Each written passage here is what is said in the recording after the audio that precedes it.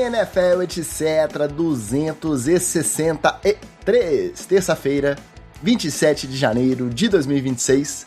Eu sou o Ticas e, na NFL, assim como na vida, não basta ser o mais esforçado, o mais talentoso, o mais comprometido, nem o mais estudioso.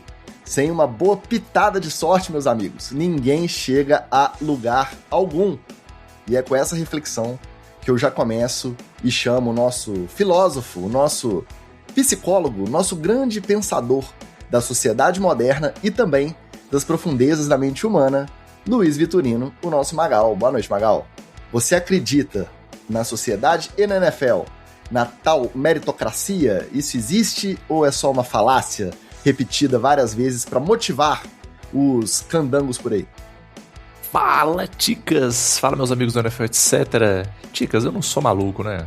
Eu não posso acreditar na falácia da... Quer dizer, eu sou maluco, mas não a ponto de acreditar na falácia da meritocracia. Jamais. Ninguém sai do mesmo ponto de partida. É tudo... O jogo está rigged. Ele está planejado, ele está trapaceado desde sempre. A gente luta com o que tem. Como dizia a grande MCT, desafeta do Bira, eu? Revolucionar? Não. Quero tomar a minha cicuta em calma. E se você não acredita que o roteiro existe, procure aí a foto postada pelas próprias páginas da NFL no começo da temporada. Quais são os 2 quarterbacks desenhados ali mais próximos do estádio em que será disputado o Super Bowl número 60. E depois você vem aqui falar que etc.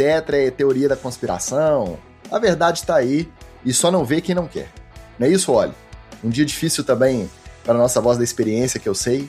O nosso homem que defende ir para todas as quartas descidas, ir para todas as conversões de 2 pontos, em todas as oportunidades, cada vez mais essas jogadas dão errado e você é marcado lá no nosso grupo da diretoria.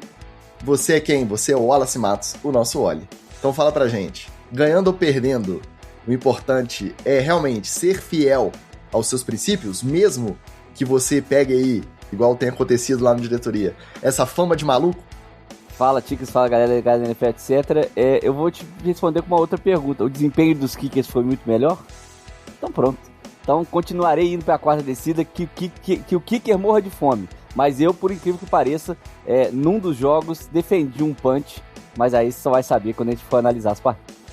Então você que está chegando aqui pela primeira vez, você já percebeu. Se você quer análise séria, se você quer planilha, se você quer discurso imparcial, infelizmente ou felizmente o NFL, etc. não é pra você.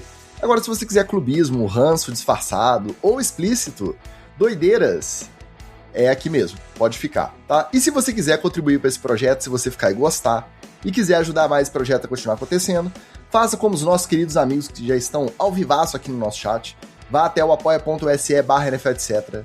Faixa Patrick Mahomes R$15 mensais.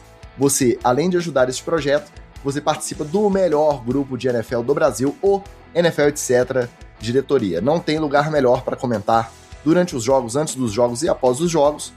Tudo bem que com a torcida do Patriots sendo maioria lá, tá um pouco complicado, é um pouco difícil aí recentemente, mas faz parte. Um dia da caça, outro do caçador. Essa alegria vai durar pouco, menos de 2 semanas agora. Daqui a pouco a gente entra nesses detalhes. Então, apoia.se/NFL, etc. Faça parte você também do NFL, etc. diretoria. Se quiser que a sua pergunta, seu comentário, seu salve seja lido durante a live, ou se quiser contribuir pontualmente, sem se comprometer todo mês, chave Pix, NFL, etc. podcast@gmail.com é o nosso Pixetra. Mandou o alô durante a live, a gente lê aqui ao vivaço. Beleza? Mandando salve pra galera que não nos abandona, está sempre presente. Seja feliz ou triste com o resultado dos seus times. Nosso Rushing tá na área, João Henrique Caruso, direto de São Francisco. O Washington Ferreira mandando seu boa noite. O Wilklin Santana, nosso Will, o rei das bets do NFL, etc. diretoria. Nosso Caio Véder, o Caio de Passe também perguntando se todo mundo aqui é Seahawks. Com certeza, aqui é muita gente, né? Todo mundo é muita gente, mas por enquanto somos. Vamos que vamos, hoje a pauta tá mais enxuta, tá acabando, gente, a temporada. Agora só falta o Super Bowl, que tristeza. Hoje vamos de roletão da rodada, headlines e treta na TL.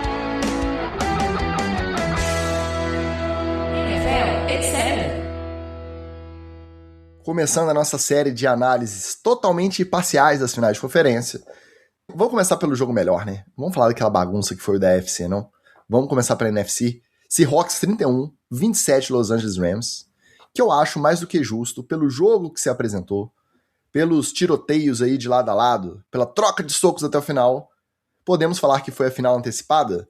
Se não fosse a mesma conferência, era para ser este o Super Bowl? É o Super Bowl antecipado, sim ou não?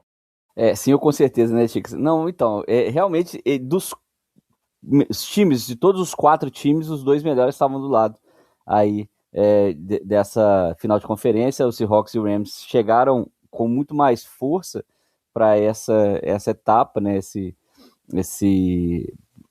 pré-Super Bowl, e dá para chamar de o famoso 60-40, né? Quem saísse daí vai com 60% de chance de ganhar o Super Bowl pela campanha que fez. Tava 1-1 temporada regular, né? Uma vitória para cada um. O Sander ganhou uma, o Matt Stafford ganhou a outra.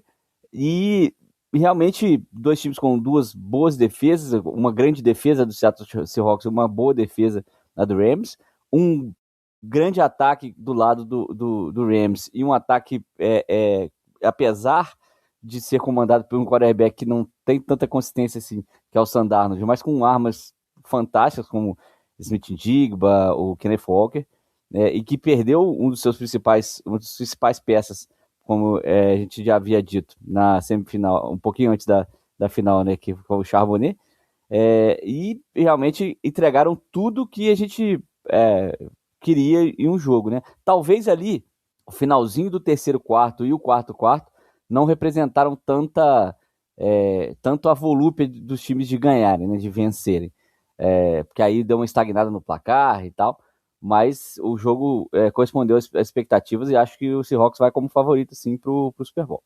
É muito difícil você falar que o Seahawks não vai como favorito, vendo o que o Seahawks fez tanto no ataque quanto na defesa, né? Conseguiu ser consistente dos 2 lados. E uma coisa que me chamou muito a atenção é que, diferente do que a gente viu em outros jogos, a sensação que eu tive é que, com o passar dos jogos agora de playoff, o Seahawks foi ficando mais consistente. Parece que o jogo foi encaixando melhor, foi ficando mais azeitado. Eu não senti aquela sensação de ir aos trancos e barrancos, mas vamos indo e vamos que vamos. Não, parece que a coisa tá... as peças estão se encaixando cada vez melhor. E se a gente for bem honesto, faltou também um pouco aí de pujança pro Rams, né, cara? Porque no meio do terceiro quarto, o jogo tava 24-20, pô. No meio do terceiro quarto. Tava muito virável. Um jogo absolutamente virável. Não só virável, assim. Virável e não seria maluquice pensar em abrir 2 posses. Só que a defesa do Seahawks simplesmente não deixou. Não deixou. E olha que o Matthew Stafford estava num dia assim, cara, jogou uma bola muito redonda também, né? Na verdade, se a gente for parar para pensar, foram pequenas situações do jogo que realmente balançaram essa estabilidade a ponto da gente achar que o Seahawks poderia perder. Vídeo nosso amigo Tariq Woolen, né? Mas não só ele, algumas campanhas, por exemplo, que o Sanda não conseguiu avançar, mas ainda que não tenha conseguido avançar, não cometeu nenhuma interceptação, né, cara? E aí você num jogo de playoff meter 3 TDs e uma interceptação, cara, é difícil você perder se a sua defesa estiver fazendo um bom trabalho, né? Que foi o que a gente viu aí com a defesa do Seahawks, né? Então, de fato, eu confesso que eu estava torcendo mais pro Rams, né? Preferia ver o Sean McVay aí na final. Falei aqui da minha aposta no Super Bowl Chan e consegui exatamente o oposto, né? Vamos ter um Super Bowl Mike. Mas é isso, parabéns aí pro Seahawks, jogou bem, né? E agora, já que o Seahawks está indo e, sinceramente, se a gente for pensar em justiça, tudo bem que o jogo é jogo, né? Mas se for pensar em justiça, é mais justo que o Seahawks leve. Foi mais consistente ao longo da temporada, teve um calendário mais difícil, tá? O pessoal do Patriots aí pode chorar à vontade, mas é verdade, vocês sabem. Então, eu acho que em termos de justiça seria isso, mas a gente não sabe o que vai acontecer, né? A atuação do Stafford foi tão boa que é a primeira vez que um quarterback lança 3 TDs, passa para mais de 350 jardas acho Não que comete turnover. não teve turnover e perde uma partida. E aí, eu acho que não é injusto, a gente brinca da final antecipada. É claro que a gente gosta de cutucar os nossos amigos do Patriots e do Broncos também um pouquinho, mas não tem comparação, né? As duas experiências de jogo, uma após a outra, são duas experiências completamente diferentes. E aí você vê que o nosso Rafael Viana, único representante da torcida do Rams lá no NFL, etc., diretoria, estava conformado. Por quê? Porque quando você vê um jogo desse, que as pequenas decisões, né, são o que fazem a diferença. Mas não teve um erro bizarro. Aliás, o erro bizarro foi justamente do Rick Woolen. Se o Seahawks é eliminado, a gente ia ficar reprisando essa imagem dele.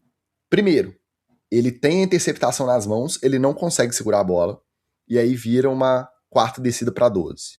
Mesmo assim, mesmo sem conseguir retomar... Ah, não, acho que é na terceira descida que ele quase intercepta, na segunda ele quase intercepta, e na terceira o Rams não avança, vira uma quarta para 12, e ele levanta, tirando sarro, o Stafford dá uma provocada, e ele sobe nas tamancas e começa a tirar sarro do Stafford, do Sean McVay, que estava ali perto, e tomou a flanela, uma quarta para 12 pro Rams, virou uma primeira para 10, e na sequência, o Sean McVay também foi muito sagaz, um passe pro Puka Nacua nas costas do Rick Woolen, que tava ainda naquele desbaratino ali de, pô, entreguei a posse e não entregou só a posse, entregou o touchdown na sequência. Se o Seahawks perde, essa sequência bilhete azul. Ia ficar marcada não só pela eliminação, mas ia ficar marcada a carreira do cara.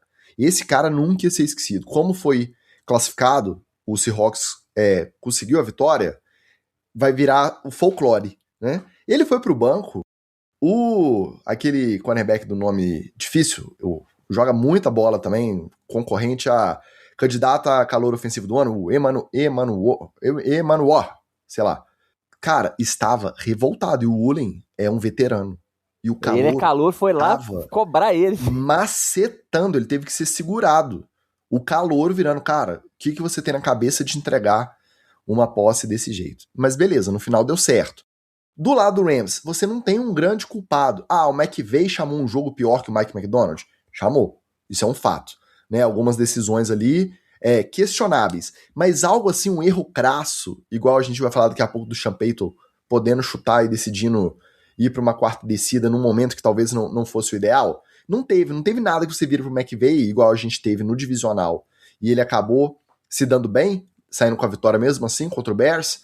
Não teve uma coisa. Então, um jogaço, muito bom quando você não tá envolvido, você não tem uma torcida clara para ninguém, então você não tem esse sofrimento, né, do lá e cá. Eu imagino que o torcedor seja mais difícil, e realmente o Seahawks chega favoritaço. E ainda tem as pequenas narrativas dentro desse grande confronto, que é o jogo da vingança do Cooper Kupp, que foi dispensado do Rams pelo Davante Adams. O Davante Adams jogou a sua quinta final de conferência e não conseguiu chegar no Super Bowl mais uma vez. E o Cooper Kupp fazendo de número nem se compara, né? O Davante Adams produziu muito mais pelo Rams essa temporada do que o Cooper Kupp pelo Seahawks, só que no quarto período, na hora do vamos ver, bola de segurança, Cooper Kupp recebendo para a primeira descida, recebeu para touchdown. Então, ele é um cara muito correto, né? Ele minimizou isso, ele levou tudo pro time. Mas não tem como, por dentro, o cara não tá 100% satisfeito de ter sido trocado e ter levado a melhor em cima do ex-time. E além disso, o Sanda, um quarterback da turma de Lamar Jackson, Josh Allen, Baker Mayfield, Josh Rosen não vale a pena entrar nessa turminha. É o primeiro da turma a chegar e disputar um Super Bowl. Então, todos os ingredientes para um confronto que vai ficar marcado mesmo, um jogo histórico, rivais de divisão se enfrentando na final de conferência. Quando o Mike McDonald, lá 2 anos atrás, foi nomeado novo head coach do Seahawks, no lugar do Pete Carroll, um técnico lendário, futuro Hall da Fama, falei assim, cara, por melhor que ele seja, ele está indo para uma divisão que tem Kyle Shanahan e Sean McVay. Qual que é a chance desse cara se dar bem? E 2 anos depois, esse cara está no Super Bowl. Então, uma história fantástica que eu não apostei que seria tão rápido e tá aí, né? Com trabalho, com competência, escolhas acertadas aí na montagem do time, chegou com méritos, né? E com sobra, porque não é vitória garantida no Super Bowl, nada disso. A gente vai ter tempo dessa prévia na semana que vem. Mas não tem como você negar que é o favorito claro pela bola jogada, pela unidade, ataque e defesa. O Sam Darnold pode relembrar os velhos tempos, de ver fantasmas justamente contra o Patriots? Pode. Mas hoje o Seahawks favoritaço para levar essa taça, né? E ele já foi relembrado na coletiva após o jogo, né? O repórter fez questão de fazer pergunta, porque ele, microfonado no jogo do Jets ainda, quando ele era quarterback do Jets, senta no banco e fala, eu tô vendo fantasmas. Aí o cara vai lá, aí ele falou assim, eu quase me esqueci disso. Mentira, né? Obviamente, toda hora alguém pergunta pra ele sobre essa parada. Ele não vai esquecer disso até o final da carreira, né? Aliás, no próximo jogo, na análise do jogo do Patriots, a gente vai ter um negócio sobre fantasma. Mas, duas coisas. O Sanda é o fator, o X-Factor, que o pessoal gosta de falar, dessa decisão para poder ajudar o Patriots a ganhar mais no Super Bowl, é justamente o Sanda colar as placas. Então, a única grande dúvida que você tem sobre esse time do Seahawks é se o quarterback deles vai colar as placas ou não no Super Bowl. Porque do resto, você já sabe que a mão do Smith-Schuster está em dia, que o Kenneth Walker vai conseguir correr sozinho, que isso corria ele, o Charbonnet, que a OL vai segurar o quanto tempo ele precisar, e que o Cooper Kupp também está ali para receber as bolas no alcance de 5, 10 jardas. Aliás, Cooper Kupp que tem um lance polêmico com ele, de novo as recepções, voltando a baila aí dos playoffs da NFL, que eu não... Tá todo mundo falando sobre não ser recepção e tal, eu acho que não. Eu não entendi porque não foi marcado fumble. É ao contrário. Porque quando ele estica a bola e já cai, ele cai fazendo malabarismo com a bola. E a bola saiu da posse dele. Então, assim, Eu estive com essa dúvida também, Wallace. Mas eu consultei os universitários. Então, é algo que Magal, me cheira a sua operação padrão da arbitragem. Infelizmente, nesse caso, não. Está na letra da regra. Qual que é a desgraça desse negócio? A desgraça do negócio é que nos 3 itens para você completar um catch, o esticar a bola para frente é considerado um football move. Não, e aí, quando ele estica, acabou, ele é recepção. Não, beleza, mas aí ele estica a bola e puxa a bola. Na hora que ele puxa a bola começa a sair. Aí é fumble. Mas esticou, acabou, tá feita a recepção. Não, porque se ele se ele se torna um corredor, já fez o football move, fez recepção e virou uma jogada. Mas se você der uma porrada na bola... Mas nos 3 checks... Então, isso que deu eu tô os 3. Então, quando ele esticou a mão, recepção acabou. Não, recepção Recepção é. O que eu não entendo é por que não é fumble, entendeu? Porque ele já tava down my contact. Não, ele solta a bola muito no ar. Não, ele não estava mais... Sim. Pior que não. A hora que ele guarda a bola já tá wobbling, que a galera fala. Magal, a bola sai do controle dele depois que ele faz a mão pra frente. Mas esse é o ponto. Quando ele esticou a mão pra frente, deu o terceiro check, aquilo ali foi uma recepção e ele já estava down by contact. Então, não. Sacou? Não, ele tá no ar, ele tá 100% no ar. Nessa hora ele tá sempre, ele só bate Pode olhar. No chão. Eu também achei. Ele só bate no chão com as costas. Eu estava exatamente no time contra a arbitragem. Não, mas eu fui olhar hoje e não está, cara. E eu consultei mais de uma pessoa e não está, cara. Esse pessoal tá vendo fantasmas. Não, cara. Não são Sanda. Ele tá 100% no ar. Ele tá 100% no ar. 100% no ar. E o cara do Seahawks tá rodando ele. Não tá nem... Ele não tem nem risco de encostar nada no... Aí a bola está wobbling. Eu não entendi porque não é fumble. A galera tá discutindo... Enfim, essa é menos recepção do que a do Bills contra o Broncos, que foi dada interceptação lá com o cara tirando a bola, depois que ele já tinha sido tocado, já tava com ela abraçadinho, girando o tronco na grama e o outro tira e interceptação. Essa do Bills aí, assim, o cara tá encostando nele, ele tá com o joelho no chão e com a bola de posse. Isso aí é down by country aí. Essa aí faltou o terceiro check. Não adianta também a gente ficar rendendo esse assunto, porque também não tem imagem e a gente vai ficar Só pra botar lenha na fogueira. Por quê? Porque até quando a gente vai no Twitter pesquisar o lance e quem defende cada lado, cada um escolhe um frame que favorece o seu argumento. Então, assim, é uma discussão que, se numa final de conferência, 31-27 placar final, o lance polêmico for esse, tá de ótimo tamanho. É sinal que a arbitragem passou. E mais, né? Assim, tinha um campo inteiro ainda pra poder... Exatamente. Você nem podia falar, vai fazer touchdown, porque... E é igual o nosso Luxem falou. A minha dúvida não era nem sobre recepção. Pra mim, a recepção ali tava garantida. Era sobre o alcance ou não da linha do first down quando ele estica o braço antes dele soltar a bola, que é a pontinha também. Um outro debate ainda por cima. Mas, enfim, na hora também, a marcação, acho que nem... Quando ela fez a revisão, foi até rápida a revisão, e pum, bola pra frente, não virou um assunto depois. Então, acho que mérito da arbitragem, a gente tá sempre aqui questionando quando tem muito erro, igual aquele final de Bills e Broncos, que foi um negócio assim, que virou o assunto do jogo, né? E nesse Hawks e Rams, não. Teve esse lance mais polêmico e foi só. Por quê? Você pode discutir se o Rick Woolen, enchendo o saco da sideline do Rams, deveria tomar uma falta de primeira descida automática mais 15 jardas ali naquele momento. Mas, se tá na regra e a regra foi aplicada, a gente não pode reclamar. O cara sabe. O próprio calouro do time dele estava injuriado com ele, não estava injuriado com a arbitragem. Então, você pode até discordar da regra, mas uma vez que a regra está explícita, que ela existe e é assim que ela deve ser arbitrada, ela foi arbitrada de maneira correta. Né? Tudo isso tem que ser levado em consideração. Mas, menos mal, tomara que no Super Bowl a gente também tenha uma arbitragem que não vire assunto, né, na semana seguinte.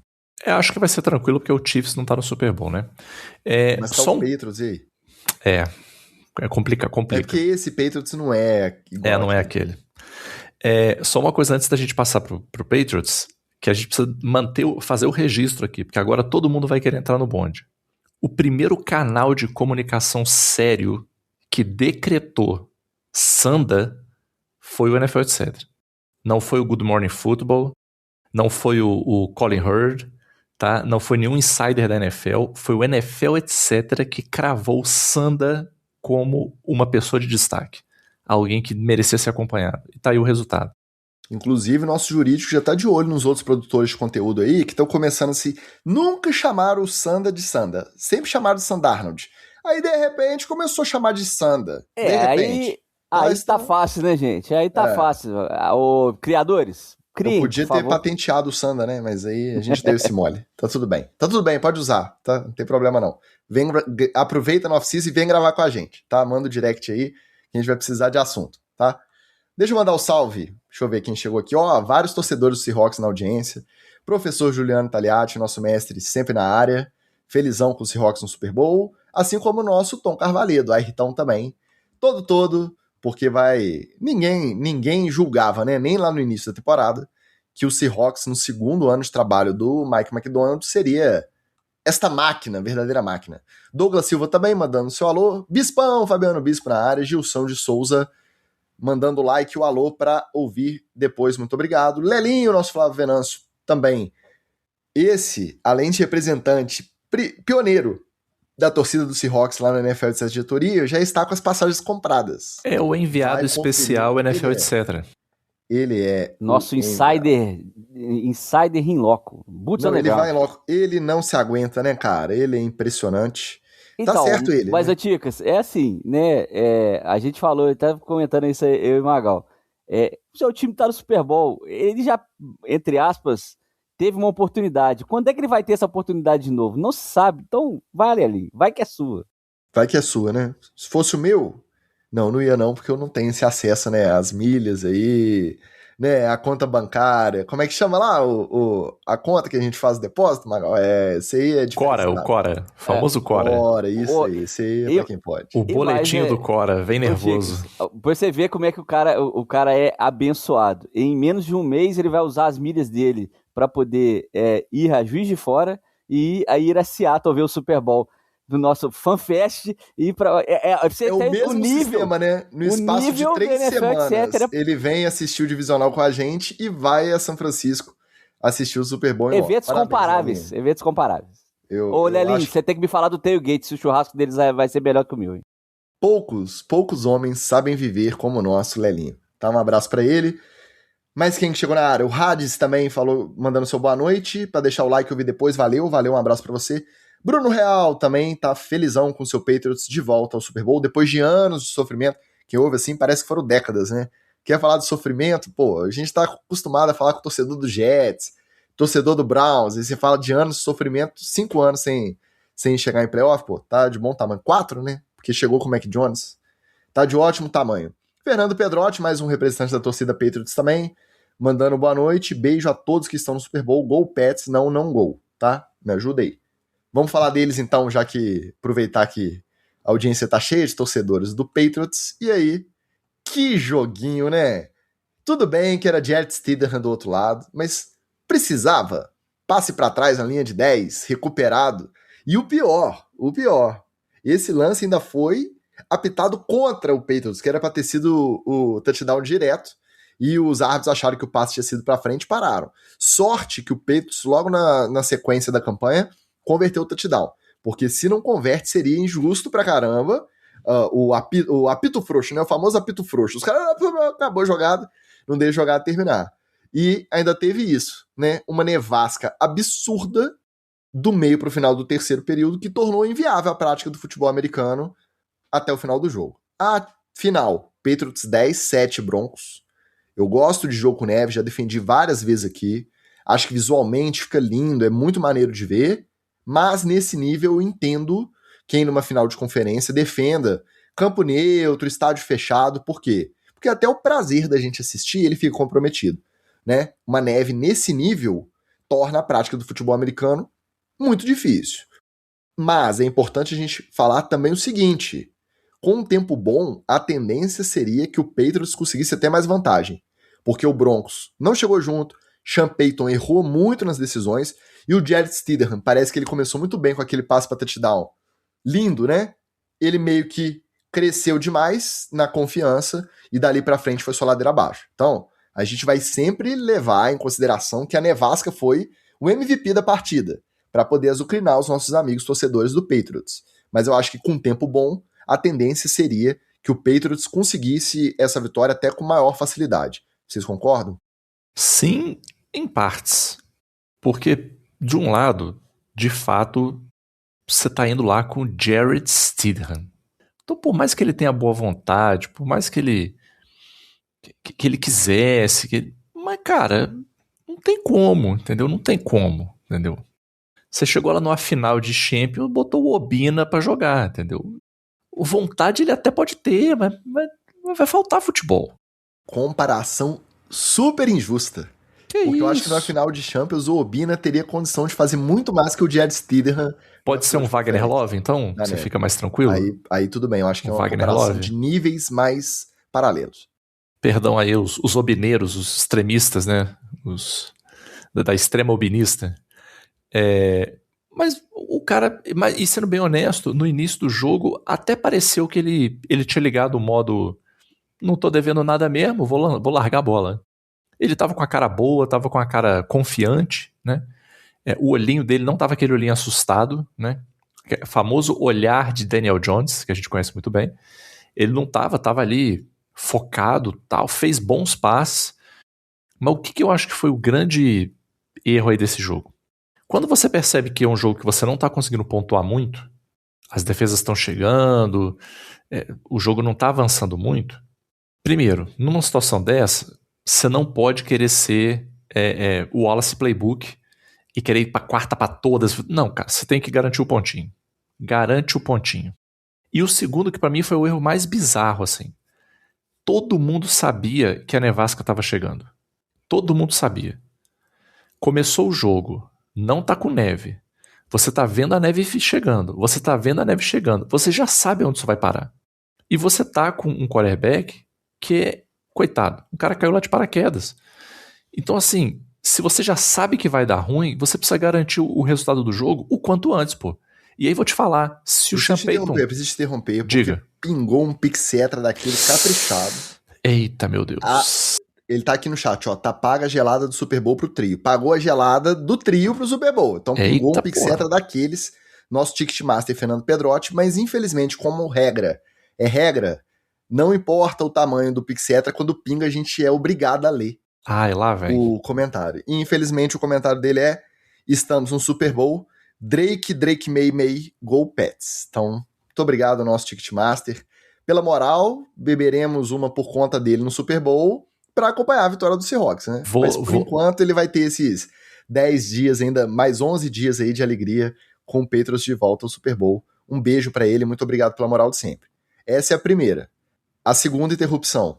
Como que na Fórmula 1 os caras conseguem monitorar quando vai chover até na curva e no minuto a volta, e o Sean Payton não tem uma equipe dele falando assim, cara, a previsão de neve é a partir do terceiro período e vai vir brabo, vai vir pesado.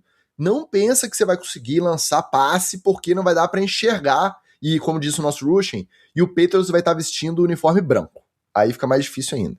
Como que ninguém se preocupou com isso nesse nível para ajustar o plano de jogo, né? Não, e aí tem um problema grave que é o seguinte, até o jogo corrido com o quarterback que tá chegando de paraquedas fica complicado. A movimentação de handoff do Stidham, cara, você via que era um handoff, que era uma corrida, umas 2 horas antes do snap, pô. Eu até brinquei quando a gente tava assistindo, eu falei assim, cara, eu acho que o Stidham tá com tanto medo de apanhar que ele tá fazendo questão de mostrar pra defesa que é um handoff e que a bola não vai ficar com ele. Ele tá esticando o braço assim, ó, é com ele ali, hein? RB, ó, bate no não RB. É comigo não, hein? É lá, ó. Eu tô do outro lado aqui, ó. Ele tava quase que virando de costas pra poder fazer o handoff. Então, num cenário desse, cara, você tem que garantir os pontos antes. Eu vou te falar mais. Se o Sean Payton, em vez de tentar aquela quarta, ele chuta e o jogo fica 10-10, a gente tava assistindo overtime até agora. Ia varar madrugada. Quem que apontou alguma coisa naquele estado? Quem que ia conseguir? Ninguém, cara. Então, eu achei que faltou esse senso de entender a situação que você tava. De estar com o quarterback caiu do nada, de estar chegando neve. Eu acho que faltou essa... E achei que foi um pouco de afobação querer ser ousado tão cedo com uma diferença de pontuação tão pequena, entendeu? E foi um contraste muito grande com a estratégia de jogo do Mike Vrabel. Eu tô para lembrar, não tenho lembrança assim de um jogo de playoff que a gente acompanhou inteiro, de ver uma postura tão segura o tempo inteiro. Todas as decisões foram as decisões mais conservadoras ali, mais pragmáticas pro momento. Até quando ele mandou chutar e o kicker errou, ele tava mandando chutar numa posição de campo ali de 40 e poucas jardas, em que já tava faltando pouco tempo para se o Broncos retomasse a posse. O Stidham já não tava conseguindo andar com o ataque, então o Mike Vrabel deu um banho no Sean Payton em relação à tomada de decisão ali a cada chamada dele. Sem dúvida. E um último ponto, a situação de neve ficou tão complicada que teve uma jogada que foi até engraçada, que era para ser uma corrida. Eu não lembro quem estava de running back. O running back escorregou e caiu, e aí o quarterback tentou correr ele mesmo e ele também escorregou e caiu. Foi o Stevenson. O Stevenson recebeu, foi caiu, o Stevenson. Fumble, aí o Doug May pegou a bola, tentou avançar, caiu também, aí o pessoal chegou... Então assim, cara, eu não entendi essa do Sean Payton, sendo muito honesto, assim. Até no Madden eu deixo pra fazer gracinha depois que eu já boto pelo menos uma posse e meia. Eu não vou fazer gracinha com um jogo 10-7, 7-7, entendeu? Então achei que foi ousadia demais, falta de planejamento, mas no final das contas, vamos combinar, mesmo que tivesse na melhor das situações, era um jogo muito difícil pro Broncos levar, né? O Patriots fazendo um arrozinho com feijão ali bem feito, já conseguiria, que foi o que aconteceu, né? Então, eu tive esse debate com o coach Batata, um beijo pro Batata, mais cedo, antes da partida, falando sobre o ponto-chave, que era a defesa do Patriots. E eu acho que muito dessa tentativa de ir para a quarta descida, perto da end zone do Patriots, com o jogo 7-0 pro Broncos, do Sean Payton, vem disso. A defesa do Patriots não tinha entrado no jogo ali. E ele estava tentando, e aí estava tentando o que vocês estão falando. Estava tentando fazer um maior número de pontos antes da merda branca desabar. E aí, nesse caso, seria um 14, né? Então ele tem que ir para a quarta. Mas, pensando no que aconteceu agora com o engenheiro de obra pronta, é claro que a gente vai falar, errou, podia ter chutado, estava 10-10. Infelizmente ou felizmente, a gente nunca vai saber porque ele não chutou. Mas, a partir do momento que a defesa do Patriots entrou na partida, e eu até registrei isso lá, falei assim, bem-vindo ao jogo, defesa do Patriots. Chegou no Stadium a primeira vez, Acabou. Por quê? Porque aí ele sentiu qual que era a pressão, né? Aí começaram a vir blitz, a vir as jogadas, a OL do Broncos, que é uma ótima OL, não conseguia segurar tudo, e aí o Stidham também não consegue passar rápido. Por quê? Porque simplesmente ele não tem o ritmo de jogo, e aí quem passou a dominar as ações daquele lado defensivo da bola, né? Do ataque do Broncos e da defesa do Patriots foi o Patriots. E aí quem passou a ditar o ritmo do jogo foi o Patriots. Até que se culmina com a interceptação que, obviamente, o Stidham não viu o corner, porque estava tudo branco, o cara tá de branco, e você não vai ver um capacetinho, ou vai ver uma marquinha na jersey que é azul e vermelha. Você não vê, não enxerga. E aí o Rusher até falou aqui no chat, o Patriots está todo de branco, jogando no branco é ruim até para transmissão. Se a gente na transmissão não vê, o Stidham realmente não viu o corner. No começo da nevasca, o pessoal do GC começou a traçar tanto as linhas brancas, né, das jardas, quanto first down, scrimmage, e, cara, embolou tanto com o uniforme do Patriots e até do Broncos, dependendo da posição, que eles pararam, porque ficou inviável você ver deslocamento do campo com os caras tudo fantasmagóricos, assim, igual quando alguém ia de camisa verde, no fundo verde, na nossa época, lembra? Só parecia cabecinha. Exatamente, ficou impossível, cara. Exato, então, e aí você começa, aí o Stidham começou a ver fantasmas, a não ver corner, a ver fantasmas na DL do Patriots, e aí o jogo ficou muito mais à feição do Patriots. Acho que se não tivesse a nevasca, a partida caminharia para isso aí, porque a defesa do Patriots, ela realmente entrou com essa incumbência de não deixar o quarterback novato, né, reserva do outro time jogar. Mas vamos pensar que depois daquele primeiro drive milagroso, né, eles podiam ter feito bem mais. E aí o Sean Payton tem que botar na conta dele essa derrota aí. Falar baixinho aqui pro Pablo Bira e pro Douglas Wade. Engraçado, hoje está chovendo torcedor do Patriots no chat, né? Não sei cadê o maestro Diego, que ainda não brotou aqui. Só faltou ele. Tá chovendo. Vai falar baixinho aqui pro pessoal do Patriots não ouvir. Do jeito que foi o jogo, e é claro, meio que interrompido ali de maneira brusca pela nevasca, que transformou muito o que estava sendo o jogo até então. Mas do jeito que estava se desenhando, eu não sei nem se Bo Nix, titular jogando, ia favorecer tanto assim o Broncos, porque o Patriots, em relação a esse pragmatismo mesmo, de não se empolgar, igual o Sean Payton, né? Fez o touchdown, aí na próxima oportunidade, em vez de chutar, não, vamos pra quarta descida porque a gente vai segurar o ataque, aí não segura. Aí toma um empate, e aí o trem vai meio que desgringolando. Eu acho que nesse pragmatismo do Mike Vrabel, mesmo em condições ideais de clima e com o Bo Nix titular, eu acho que o Patriots poderia, num jogo com um roteiro completamente diferente, mas poderia ser classificado também. O Mike Vrabel, ele não é à toa, né, que é considerado, desde então, desde que ele foi head coach no Titans, né, um dos melhores aí da NFL, e ficou pouco tempo desempregado e voltou pro Patriots com essa moral toda, porque faz por merecer. O cara realmente é muito bom. E aí isso nos lembra dos outros perdedores. Quais são os outros principais perdedores dessas finais de conferência aí, desse Super Bowl decidido? Primeiro, Bill Belichick. Já pensou Bill Belichick? Depois de 2 anos fora do time, vendo o time voltar ao Super Bowl, ele viu primeiro o Brady sair do time e ganhar um Super Bowl sem ele. Aí agora, ele tá pelo 2º ano, sem propostas de outros times aí, um monte de time contratando. O Browns não consegue convencer ninguém a aceitar o cargo lá, e o Bill Belichick tá enfiado lá em North Carolina, sem ninguém ir atrás, sem ninguém nem cogitar, nem considerar. E ainda vendo o Patriots, vendo a Ace se dar bem sem ele. Cara, um dos grandes perdedores. Imagina o Vikings, que não quis renovar o Sam Darnold, olhando pro J.J. McCarthy agora, eliminado, e vendo Sanda no Seahawks chegando no Super Bowl. Cara, deve bater pesado. Não vou nem falar do Jets, porque sacanagem com o nosso bispão, com o Marcos Paulo Candeloro, né? O Jets já tá acostumado aí ver a galera se dar bem em outras cercanias, mas, pô, parece o Vikings, que foi do século passado, né, o Sanda, já tem mais tempo também, né? Então, parece que o Jets e o Sanda no Jets foi no século passado. Século passado, no caso, 1900, né? Nem no século XX, não. Século XIX, sei lá. Outro grande perdedor dessa rodada. Imagina o Gene Smith. Ele sai de um time o time chega ao Super Bowl sem ele. E ele vai para um time que ele foi titular e o time é a first pick do próximo draft. Então você imagina... E tem agora o boato legal. maneiro que o coordenador ofensivo ele tava chamando chamadas que não existiam no playbook para poder o Geno Smith jogar, tá? Chamada incompleta. Tá rolando essa aí agora sobre o Raiders. Pois é. Então, tem vários perdedores aí que a gente nem se leva em consideração, mas se a gente parar para pensar, tem muita gente aí mordendo as costas, tá?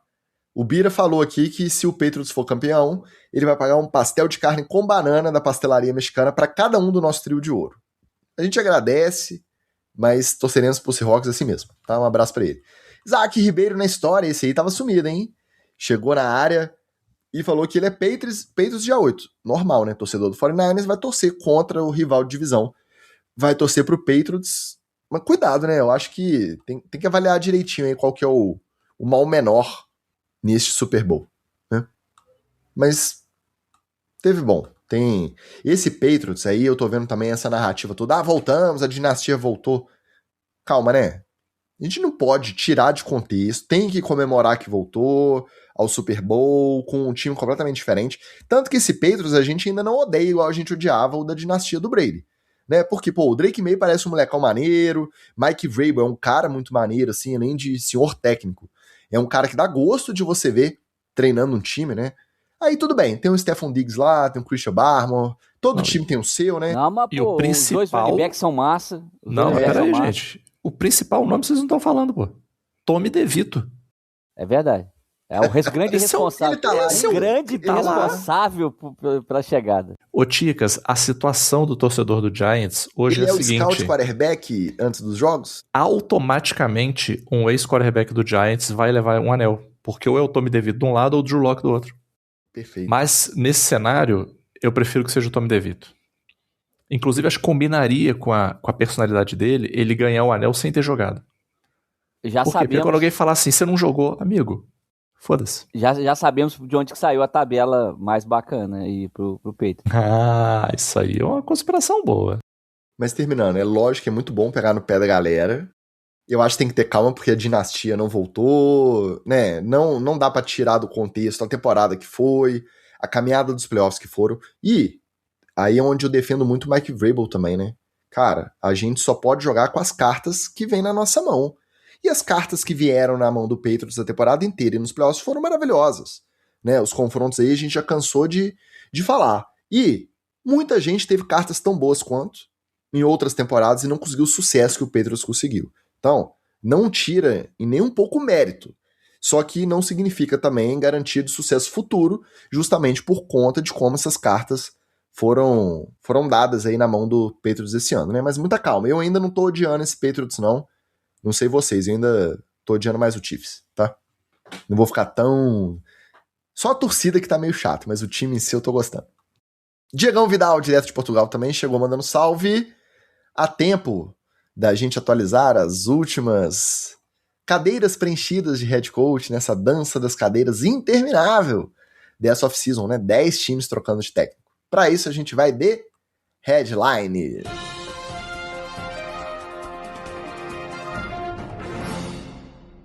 Essa veio para chocar. Essa pegou todo mundo de calça curta. A gente viu ali os rumores, viu sobre entrevista, a gente falou, às vezes é só uma coisa assim para tirar de cabeça, não é possível que vai ser sério.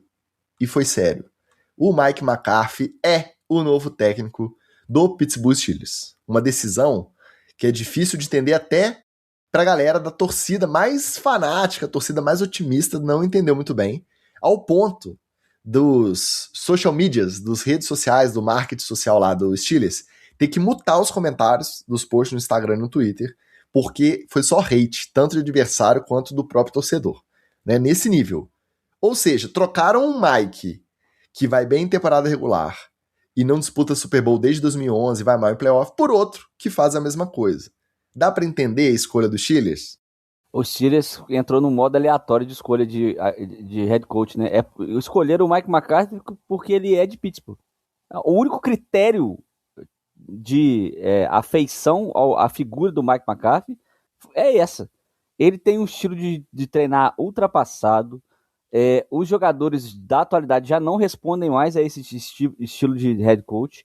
Ele não tem vontade de se atualizar, de se reciclar. Saiu da liga e você não escutou nada sobre o Mike McCarthy procurando ver jogos, ir em lugares, conversar com pessoas. Provavelmente foi para a man cave dele lá, a caverninha dele, e volta de lá com o playbook que ele fez, tanto no Green Bay, quando tinha sucesso, quanto no Dallas, quando ele fracassou, debaixo do braço. Vai implantar em Pittsburgh a mesma filosofia que ele fez. Não tem por que a gente pensar que vai ser diferente. Ele fracassar depois de ter ganho o único Super Bowl da vida dele com o Aaron Rodgers por lá. Então, acho que Pittsburgh vai ter mais uma temporada 9-8 e provavelmente perde na primeira rodada dos playoffs. Pra mim, essa foi a cereja do bolo da coletiva do Mike McCarthy, foi a perguntarem pra ele, agora não lembro se foi na coletiva ou se foi uma outra entrevista, perguntaram pra ele em relação ao Aaron Rodgers. E ele foi enfático, não, assistir os jogos em casa e o Aaron Rodgers é um grande trunfo para o time. Ou seja, ele quer o Aaron Rodgers lá ano que vem, pô. A única coisa que talvez explique, pelo menos pra mim, essa decisão... Mas você acha que aumenta ou diminui a chance do Aaron Rodgers querer jogar mais um ano lá? Cara, era exatamente o ponto que eu ia chegar. A única coisa que explica pra mim você cogitar o nome do Mike McCarthy é você achar que juntando McCarthy e Rodgers, você vai conseguir repetir o que eles fizeram lá em Green Bay. Que essa magia vai se reconectar, né? Os chakras deles vão se alinhar. O telefone do Adams vai tocar, você acha? Sacou? Não. O Devante Adams? Não? Sinceramente, eu sou da seguinte filosofia. Tá no inferno, abraça o capeta. Então, se eu já trouxe o Mike McCarthy, ele já tá falando que quer o Aaron Rodgers. Se o Aaron Rodgers começar a animar que quer ficar, eu ligo pro Davante Adams na hora. Davante Adams, tá todo mundo aqui, você quer vir? Todo mundo tá vindo aqui, tá todo mundo aqui. Você quer? Galera das antigas, tá todo mundo aqui. Quer vir junto? Porque, sinceramente, cara, dada a situação dos Steelers, tudo bem que tinha a figura do Aaron Rodgers aí, essa grande interrogação. Mas, cara, dos postulantes, né, dos cargos em aberto aí, os Steelers eram um dos mais atrativos. Depois que outros já fecharam, né, dos que estavam sobrando aí, é um dos mais atrativos, pô. Aí você gasta o seu leverage, né, a sua posição vantajosa na negociação com Mike McCarthy. Eu entenderia ele até no Browns. Não, tendo um McDermott no mercado, tendo gente no mercado pra você ir atrás, então é possível. Cara, não. Eu nem digo você trazer esses caras que estão no mercado aí, o Sean McDermott e tal, mas eu digo, inclusive, assim, é a hora de você testar um OC ou um DC que quer ser head coach, pô. Testa o cara. Quem que quer? Quem que tá se preparando aí? Bota o cara, vamos ver qual é, pô. Entendeu? Agora, Mike McCarthy, cara. E uma última coisa. Eu dei uma segurada que eu pensei assim, cara, talvez seja o tipo da coisa que pra gente aqui, brasileiro que assiste a NFL, não faça sentido. Mas talvez pro americano que tá lá, que convive tudo, possa ter um sentido que a gente não tá vendo. Mas a repercussão que eu vi na mídia, que eu vi dos torcedores, só confirma que a gente tá certo. A galera foi na nossa onda, né? A galera enlouquecida, ninguém entendendo porra nenhuma, entendeu? Eu sempre gostei mais do Big Mike do que vocês aqui no podcast, toda vez que a gente discutia na época de Dallas e tal. Porém, as últimas eliminações do Dallas, nos playoffs, com ele comandando, da forma que elas foram, lembra? Umas chamadas meio descontroladas, umas coisas assim. A gente vai lembrar sempre daquele Cowboys e 49ers do Dak correndo mais tempo do que deve, depois que já tinha garantido a primeira descida, e parando já em cima do relógio, esperando que o juiz viesse a tempo de tocar na bola para posicionar, para ele sair o snap e fazer o spike. Cara, isso é coaching. E aí eu me convenci que realmente ele é um bom técnico, não é um técnico desprezível, não tá entre os piores aí das prateleiras possíveis, mas esse apuro com detalhe, essa coisa de modernizar um pouco, de acompanhar a tendência, parece que não é muito a dele. Até por questão de idade, tempo treinando o time e tal. O que deixa difícil para mim essa decisão dos Steelers é isso. Se você está rompendo, e aí tudo bem, às vezes não foi o Steelers que quis romper, né, como é que chama o dono lá? Eu esqueci. Ele foi categórico em dizer que o Mike Tomlin decidiu se afastar. Foi uma decisão do Mike Tomlin que ele contava com o Mike Tomlin prosseguindo o trabalho. E aí você vê que é um perfil realmente muito conservador, que ele vai sempre pela escolha mais conservadora. Então, às vezes, ele vai preferir um Mike McCarthy, sabendo... Mas aí vai no tio Bill, gente. O piso e o teto... Vai no tio Bill, pô. Mas o tio Bill, hoje, ele atrai uma atenção negativa muito maior do que o Mike McCarthy. Porque a atenção negativa do Mike McCarthy é hoje. Foi contratado, nossa senhora, escolha errada, ele não tem mais condição de treinar o time da NFL. A do Bill Belichick é, nossa, será que tem condição? A namorada vai vir junto? Ele vai trazer o Michael Lombardi? Ele vai querer trocar a defesa inteira? E ele vai querer ser GM também? Então, eu acho que hoje, pensando em repercussão negativa, o Bill Belichick é pior até do que o Mike McCarthy. Só que o teto hipotético é mais alto do velho Bill. O teto do Mike McCarthy, ele já é mais conhecido. O piso também é. O piso e o teto, eles estão mais próximos, é mais achatado. Você tem que ficar agachadinho. Você tem que ficar agachadinho, é 1,30 assim. Exato. É a única coisa que justifica não querer arriscar um desses coordenadores mais jovens aí. E olha que, é claro que não dá pra você falar da tradição do time com 3 técnicos em 50 anos, né? Porque de um técnico pro outro, a tradição já deu tempo de mudar várias vezes, né? Mas os perfis desses técnicos lendários era sempre o mesmo. 40, às vezes nem 40, 30 e tantos anos, e a expectativa de ficar no trabalho por muito tempo, conforme ficaram. Você pega um Mike McCarthy com 62, 63, você sabe que ele, se ficar 10 anos, assim, é o talo, não vai passar disso. E não, muito provavelmente não vai nem chegar lá. Porque se você quer ter sucesso mais rápido, talvez ele não seja este cara. Sobre Aaron Rodgers, gente, vamos lembrar, o final dele no Packers era o Aaron Rodgers plantando treta na imprensa, com os parceiros dele da imprensa. Teve uma matéria gigante, não vou lembrar exatamente quem foi o jornalista e qual foi o veículo, mas que declarava, de fontes seguras, que o Aaron Rodgers considerava o Mike McCarthy o técnico com o pior QI de futebol que ele já teve o desprazer de trabalhar. Era nesse, não exatamente essas palavras, mas era nesse nível. QI de futebol limitado. O Aaron Rodgers falando do Mike McCarthy. Você acha que hoje, decidindo se ele vai jogar o último ano da carreira, ele vai querer ficar lá para ser treinado pelo Big Mike? Não vai. Se ele quiser jogar o último ano, ele vai tentar convencer fazer um outro time de refém aí, aos desejos dele. Mas com o Mike McCarthy, acho muito improvável. Vou ficar muito surpreso se ele ficar lá para trabalhar com o Mike McCarthy. Então, resumindo, não acho mal técnico. Eu só acho que não muda o estilo de patamar. Você está querendo melhorar depois da saída do Mike Tomlin, mesmo que você não quisesse a saída do Tomlin, você tinha que partir para um estilo diferente, uma mente mais jovem. O Mike McCarthy vai entregar algo muito parecido do que o Mike Tomlin já entregava. Às vezes, é o que o dono do Steelers quer, né? O torcedor que vai pagar esse pato aí.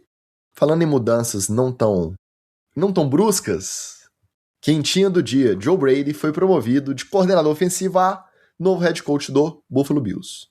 Isso depois de um processo de recrutamento e entrevistas que foi, no mínimo, esquisito, né? No mínimo, heterodoxo. Entrevistaram até o Philip Rivers para a vaga. E aí disseram depois da entrevista que foi o Philip Rivers que recuou. Ele fez a entrevista e falou assim, não, tô de boa, não quero essa vaga não, tá? Não sei se tem a ver com a coletiva que o dono do time, Terry Pagula, e o GM, agora presidente de futebol, Brandon Beane, deram na semana passada, queimando os próprios jogadores que têm contrato de calouro. Falaram do Keon Coleman como se fosse o maior lixo do planeta. Não. Keon Coleman ninguém queria. Quem queria era o Sean McDermott, ele tá demitido, então agora a gente vai ter que se virar. Mas a gente não queria o Keon Coleman, não. Quem bateu o pé foi o Sean McDermott. Cara, um climinha terrível pra trabalhar. E aí acabaram decidindo promover internamente mesmo. O que vocês acharam dessa decisão? Pelo menos o Joe Brady já sabe mais ou menos com quem que ele tá lidando. Pode ser um cara que teve o aval também do Josh Allen. O que vocês acham que pesou mais para essa decisão? Eu acho que o Bills está querendo adotar o sistema de gestão New York Jets. A sensação que eu tenho é essa. Eles estão achando que está muito calmo, está muito parado, precisa de um pouco de caos.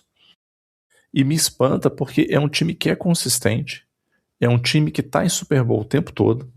Você tem um quarterback que é fantástico. Você consegue construir um time ao redor dele, ele ainda tem gasolina para queimar, mas a gestão do time parece cada vez mais perdida, cada vez mais confusa, cada vez mais caótica. Esse lance de você entrevistar Philip Rivers, Nada contra o Philip Rivers, cara, mas assim, uma franquia que tá chegando em Super Bowl toda hora, em playoffs toda hora, você não pega um quarterback sem experiência como head coach. Ah, não, ele era head coach no high school lá, pelo amor de Deus. Sem experiência como head coach, pra trazer pro seu time, cara. Assim, com todo respeito ao Philip Rivers. Cara, você quer ser um assistente? Quer vir aqui, ficar na sideline, aprender, ficar uns 2 anos aí. Daqui a pouco a gente bota aí de treinador assistente de quarterback, daqui a pouco, de repente, um coordenador ofensivo. Vamos trabalhar esse pipeline de sucessão? Não vamos botar o carro na frente dos bois? Mas você faz isso. Aí teve a coletiva. Claramente, a gestão tá descolada do vestiário. Porque você vê que no vestiário o clima, ali na derrota, tava um clima de união, pô. Né? Galera dando apoio pro Josh Allen, o Josh Allen muito sentido mesmo, sentido que tava na mão dele, ele largou. Pô, então o vestiário tá ajeitado, você tem um time que é trabalhável pra caramba, aí a gestão do time tá esse zaralho. E sendo muito honesto, assim, quem é o Joe Brady na fila do pão, assim? O que ele já fez de tão incrível de você falar assim, cara, vamos testar ele como head coach? Eu entenderia um time sem opções. Ou um time tipo o Browns, que é um time que não é nada atrativo. Cara, a gente não está atrativo pro mercado. Ninguém quer vir ser head coach aqui. Vamos botar um cara nosso aqui e vamos subir ele? Vamos. Até por falta de opção. Vamos lá. Mas não é o caso dos Bills, cara. Não é o caso dos Bills. Eu acho que foi muita ansiedade. Porque tem outra, assim. Por que você precisa de um head coach agora? Há 2 semanas do Super Bowl. Calma, cara. Calma. Deixa passar janeiro. Calma. Deixa passar o carnaval. Faz igual o Brasil. Começa a pensar depois do carnaval. Deixa o carnaval rolar. Vê o que acontece no mercado. Conversa com um, conversa com o outro. Entendeu? Eu acho que vai dar em nada. E, sinceramente, talvez esse não dar em nada ainda fique mascarado. Por quê? Porque a conferência deu uma caída nos últimos anos, né? Ela andou competitiva um tempinho atrás aí, mas agora, cara, com todo respeito aí ao Wallace, né? Mas com Dolphins e Jets, qual que é a disputa real aí dessa conferência? É Patriots e Bills. Então o cara sabe que, assim, com o time que eu tenho, se você fizer um trabalhinho arroz com feijão, você já tem uma boa chance de beliscar um wildcard aí, beliscar um playoff. Então vamos aproveitar que o contexto é positivo, né? Mas não me parece. E aí, sendo muito honesto, não sei se o Josh Allen vai ficar feliz com essa história toda, e não sei se no ano que vem a gente vai ver um Bills pior do que o Bills desse ano. A sensação que eu tenho é que vai piorar. Sacou? A coisa vai dar uma degringolada.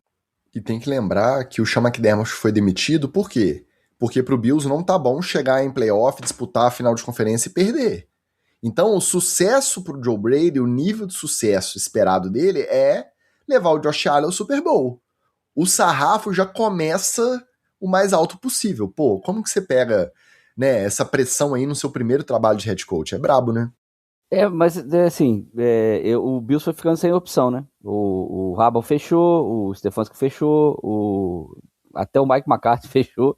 Então, meio que foi a solução caseira que eles escolheram que pudesse desagradar menos o quarterback, já que o Joe Brady é o cara que tá ali todo dia com o Josh Allen.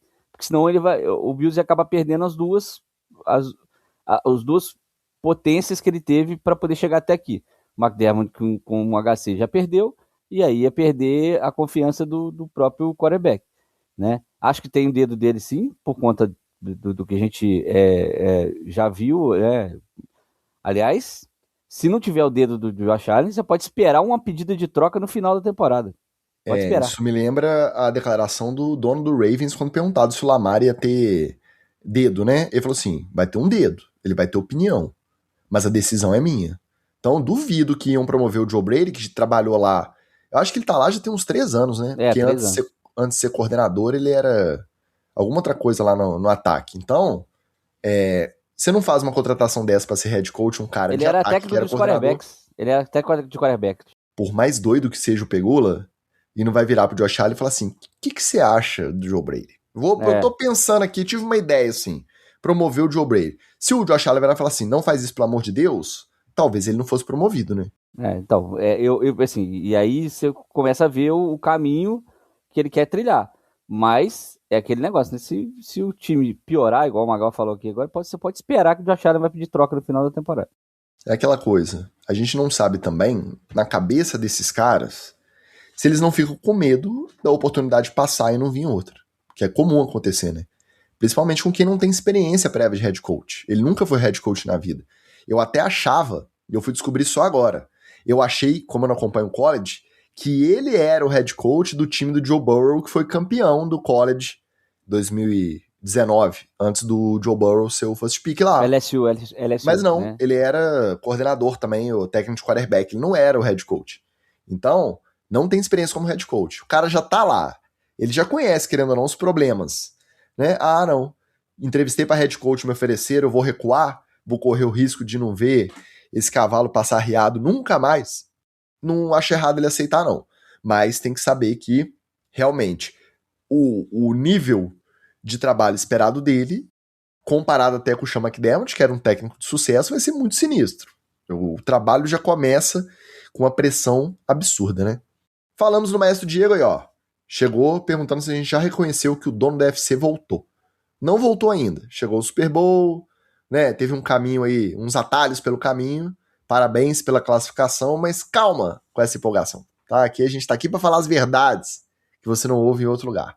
E o Alexander faz uma ótima pergunta. Estava tranquilo até agora com a vitória do Seattle, porém, o ouvinte Lelinho não é aquele que só assiste derrota do Seahawks.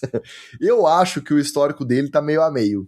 Eu acho que não tá tão zebrado, não tá tão pé frio, não. Essa temporada mesmo, eu acho que ele foi nos 3 ou 4, é meio a meio ou um só de vantagem pro outro lado. Né? Não é garantia. Daqueles uniformes antigos também, maneiraço, que o Smith Diga acabou com o jogo pra variar. É verdade, não é garantia de derrota, não. Coitado do nosso Lelinho, não é tão pé frio assim, não. Já foi pé frio antes, mas cada dia é um dia. Ele vai em tanto jogo também, que aí no longo prazo, né, vai equilibrando aí o retrospecto.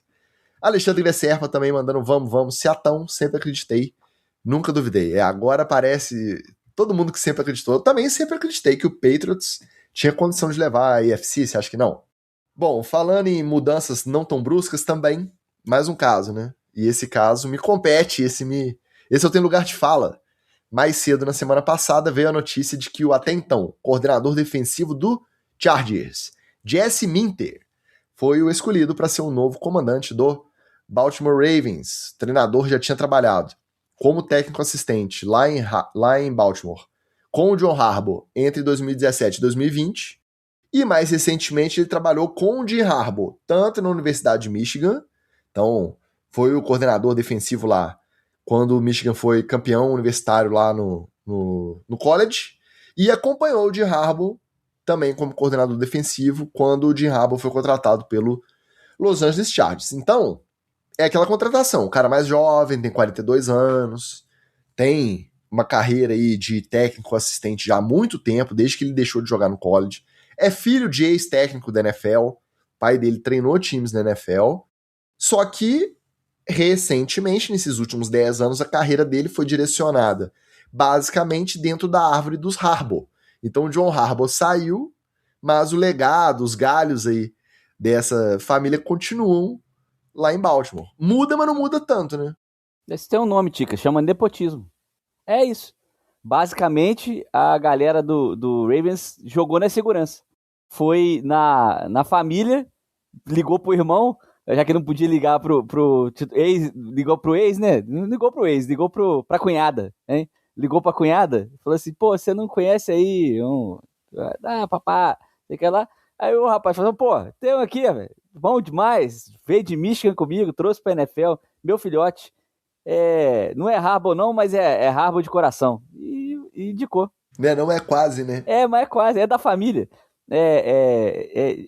Como fala? A filosofia tá incutida nele. É nosso filhotinho. É isso. Eu acho que o Baltimore joga na segurança e, de novo, vai fazer igual os times de futebol americano, futebol brasileiro, né? Para gerar o fato novo, para poder, às vezes, com o fato novo, aí cria-se um ambiente e aí a franquia engrena, né? O que não aconteceu no Bills, que manteve uma pessoa de lá de dentro mesmo, aconteceu no Ravens Infelizmente, porque a minha torcida era um Brian Flores, um vestiário de vocês, pra vocês verem como é que é. Cara, eu concordo aqui 100% com o Palteiro. Também acho que... Né, não sei o que vai ser esse homem aí, mas, pelo menos no caso dele, eu acho que a gente tem um pouco mais de brecha para imaginar que possa ocorrer uma boa transição. Entendeu? Que não é, por exemplo, o caso que a gente já vai comentar em seguida. Que aqui, pelo menos, me parece que você mantém um pouco da estabilidade, assim. Né? Você não faz nenhum movimento espalhafatoso, você não faz nada muito fogos de artifício, você mantém as coisas mais calmas, e eu acho, inclusive, que a conversa com ele vai ser uma conversa do tipo assim, cara, fica tranquilo, você tá chegando, fazer um bom trabalho aí, sem pressão de resultado. Sem pressão de resultado, porque é semelhante ao caso do Sean McDermott, né? Não era um time que estava se lascando, se ferrando e não ia para lugar nenhum, né? É um time que estava caminhando, mas faltava a finalização, né? Faltava o chute a gol. Então, cara, a gente sabe que você não vai chegar e agora, pronto, Super Bowl ano que vem. Então, chega, faz seu trabalho, vamos ver como as coisas vão ficar. Apesar de não empolgar, mas me passa uma sensação mais serena, uma transição mais tranquila, assim.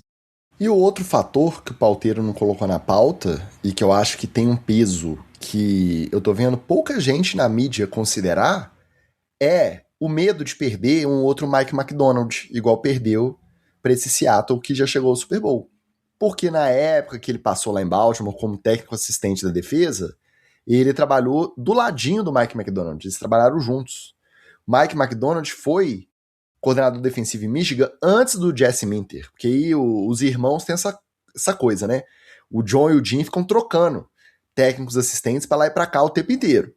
O Mike McDonald voltou como coordenador do Ravens lá em 2022, aí o Jesse Minter assumiu a coordenação defensiva em Michigan. Então eu acho que pesa também, eu tô vendo o pessoal falar pouco relativamente disso, esse medo. Pô, será que a gente não identificou a tempo o talento para um trabalho de head coach do Mike McDonald? Ele tá aí já comprovado. No segundo ano de trabalho, o cara já chegou ao Super Bowl. Será que o Jesse Minter não tem um perfil parecido e a gente não pode correr o risco de perder ele para um outro time? Porque outros times também entrevistaram ele nesse ciclo. Eu acho que isso aí tem um peso relevante. Se vai dar certo ou não, eu acho que é uma surpresa muito maior do que se viesse um Brian Flores da vida. Como o Oli comentou aí, eu queria um Brian Flores. Se fosse para vir um cara de defesa, eu queria um cara de cultura mesmo, por mais tóxica que seja, nesse sentido de vestiário e tal, mas eu acho que é uma coisa que tem relação com o Ravens que eu aprendi a gostar e a torcer nos tempos de Ray Lewis e Ed Reed. É totalmente subjetivo, tá? Não é uma análise objetiva de, é o cara certo porque ele vai desenhar uma defesa, não. É só aquela coisa assim do, cara, vocês não vão errar tackle porque defesa minha é proibida de errar tackle. Se errar tackle, vai pagar 20 voltas no campo, entendeu? E não ver os caras naquele corpinho mole que a gente viu na defesa nas últimas temporadas do Baltimore com o Zach Orr. Então, se fosse para ser defesa, eu queria esse perfilzão, né, generalzão. Se for para ser um cara do ataque para poder explorar o talento do Lamar, aí eu queria um gêniozinho desses de coordenadores aí que estão no ciclo e que não fecharam. Né, o Jesse Minter parece que ficou nesse meio do caminho. Ele não é nem um cara da cultura forte do, né, vou fazer essa defesa moer todo mundo, e nem o cara do ataque que vai explorar bem o Lamar. E aí vem a dúvida também, né? O Lamar tem que ter dado o aval também. E o Lamar trabalhou relativamente pouco tempo quando ele foi assistente lá. Eu não lembro quando o Mike McDonald, que eu usei a comparação agora, foi contratado para ser head coach no Seattle. A defesa do Baltimore, ela era primeiro lugar em várias estatísticas da liga. Era uma defesa que os adversários elogiavam, né, por conta de como ela era trabalhada. Eu não ouço isso da defesa do Chargers com Jesse Minter. Então, tem outros fatores aí que eu acho que pesaram mais. Seja essa estabilidade, seja um cara que já passou por lá, um cara que tem aval dos Harbaugh, ou seja o medo de ser um novo Mike McDonald fazendo sucesso em outro lugar. Vou torcer para dar certo, mas te falar que eu fiquei empolgado com a escolha? Não fiquei. É tipo, olha com o Jeff Hafley. Tem potencial, tem, fez um trabalho bom, fez. Dá para se empolgar? Não dá. Infelizmente não dá. Com essas últimas notícias de cadeiras preenchidas de head coaches, quem falta? Agora só faltam Raiders, que sabe lá Deus quem Falta é o favorito. as cadeiras elétricas. Pois é, no Raiders é o único que a gente não tá ouvindo. Por que Browns? Tá todo mundo falando que provavelmente vai promover interno também e ficar com o Jim Schwartz, também com medo de perder o Jim Schwartz para uma outra comissão técnica como coordenador defensivo, que eu acho que nenhum outro time vai levar para head coach. Então promove o cara aqui de head coach e deixa ele continuar segurando a única vantagem, a única qualidade do Browns nos últimos anos é a defesa. E o Jim Schwartz tem papel nisso. Então promove interno, parece que vai ficar ele lá mesmo. Estão falando que Mike LaFleur, o irmão do Matt, é o favorito para assumir em Arizona. E aí sobra o Raiders, que parece que não tem nenhum favorito por enquanto. A gente não sabe o que vai ser lá. Vocês têm algum palpite? Tom Brady. Até gostaria, pela galhofa. Ele que vai draftar, né? Na verdade, é ele que vai draftar, né? No caso, pelo que a gente tá vendo, quem vai draftar é ele. Eu acho que ali vai ser uma coisa broxante. Do tipo, vão trazer um Zé Ninguém aí qualquer e vai ser isso aí. Eu acho que ainda falta culhão pro Brady de realmente ser um dos donos do Raiders, entendeu? Ele tá muito de podcastzinho, então, de papinho de jogador pro meu gosto. Mas é justamente essa a crítica da imprensa, né? Porque ele nem assume a porcaria do papel dele, que ele falou que não ia ter na organização, que ele comprou várias ações, né? Parte das ações, e nem se isola da organização para poder cumprir o papel dele de jornalista, de podcaster, entrevistador e na imprensa. É esse meio barro, meio tijolo, pé nas duas canoas, que a imprensa americana cai de pau nele, e realmente, né? E eu vou cair de pau nele aqui, porque gravata de bolinha, com camisa listrada e gola e punho branco, não dá, cara.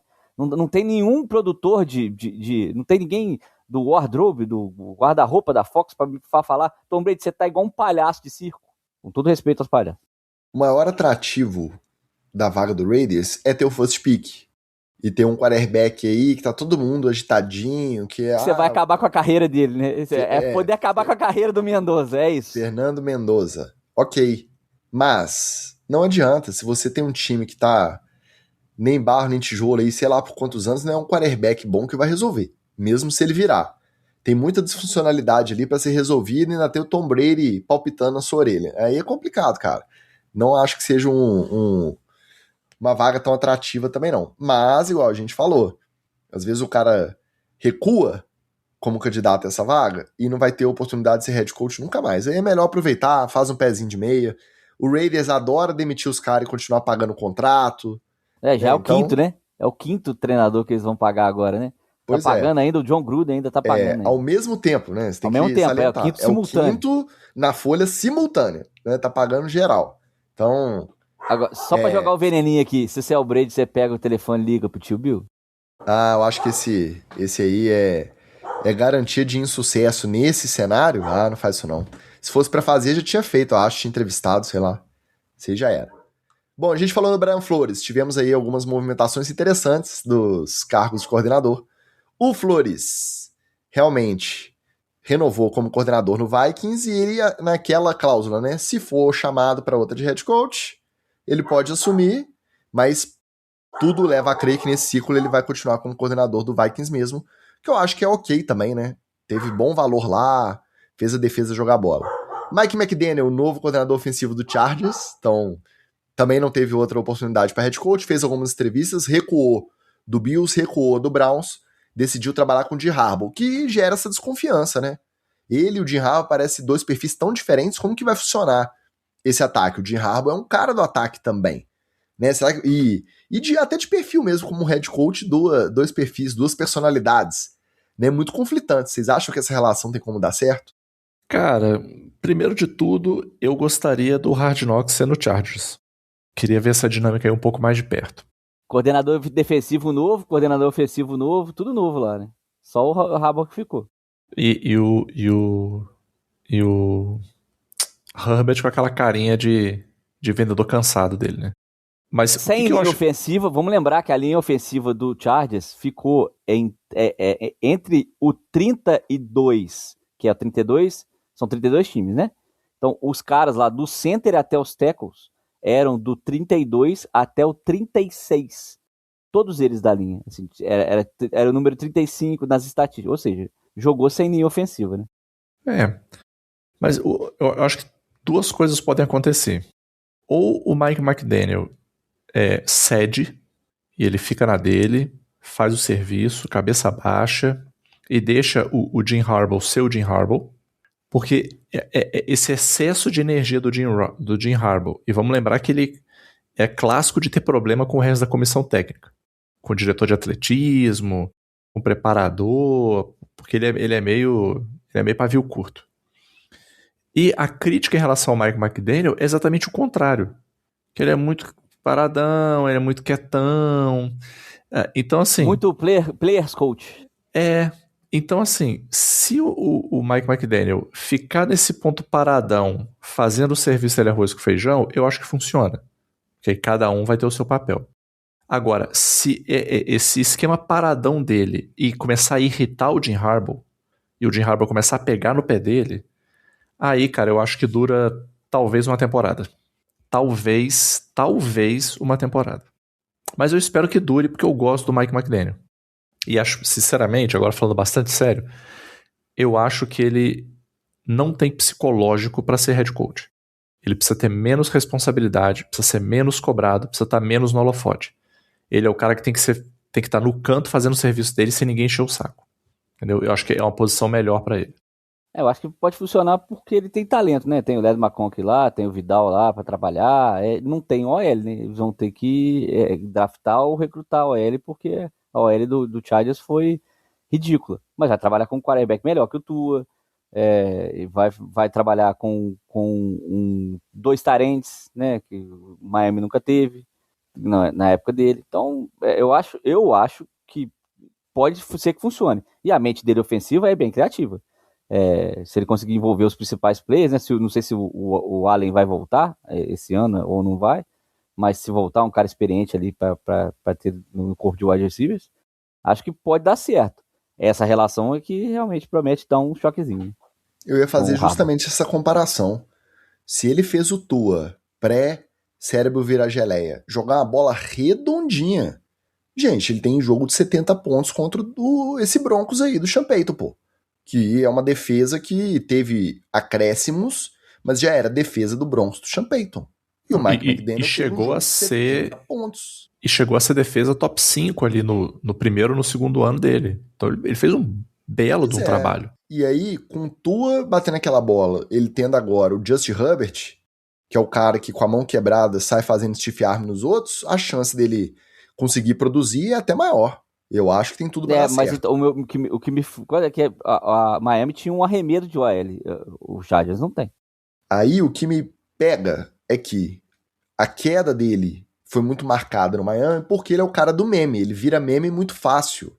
Ele é o cara da entrevista, da fala pausada, parece que tá sempre zen, né? Parece que tá sempre fumado, é sempre muito pode crer. E aí a entrada dele no Chargers, que tem esse grupo de social media que é famoso pela zoeira, foi basicamente nisso. A chegada dele no time, a primeira entrevista, a apresentação, é tudo na base do meme. Aí eu acho que é onde alguém do setor de vai dar merda tem que virar e falar assim, cara, pega leve, faz uma gracinha, mas não faz duas. Não precisa fazer uma de 10 minutos, faz só uma brincadeira e depois deixa ele se apresentar. Sério. Ah não, tudo tem que ser um meme, tudo tem que ser uma piadinha. Aí eu acho que é onde pode comprometer, assim, porque atrai muita atenção negativa, né? Quando você leva tudo na sacanagem. Mas o Jim Harbaugh, ele é o cara para não deixar esse trem descarrilhar também. Vamos ver. Tô curioso. Isso aí me deixa muito curioso. Igual eu tô curioso, comentei lá no grupo uma movimentação que passou mais abaixo do radar, e mais cedo a gente estava falando justamente de candidatos a head coach que às vezes aceitam uma proposta não tão boa porque não sabe se vai ter outra. E o Bob Slowick que é o símbolo disso. Na primeira temporada do CJ Stroud, o Bob Slowick estava no círculo, considerado aí para várias vagas de head coach. E aí eu acho que entrevistou em algumas, não foi escolhido. Segundo ano do CJ Stroud, puf, ladeira abaixo. E aí foi demitido como coordenador do Texans. Ele até teve vaga em algum outro time agora como técnico assistente, acho que não foi coordenador não.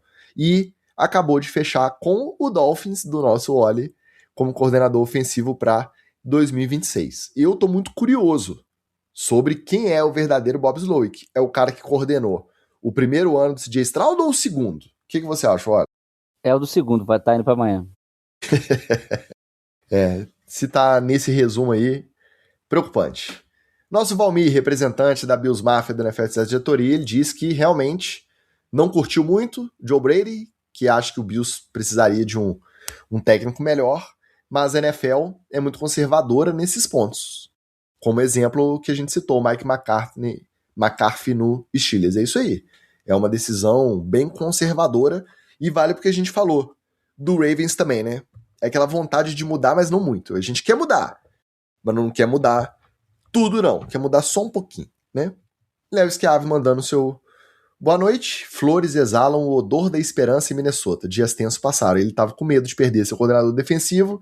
Brian Flores continua lá no Vikings. E o Carlitos Miller, como sempre, passando para também mandar seu boa noite e deixar aquele like. Um beijo pro nosso Carlito. Bom, falamos de jogos, falamos de notícias. O que faltou para um episódio tradicional do nosso NFL, etc? Faltou fofoca. Bora de treta na TL.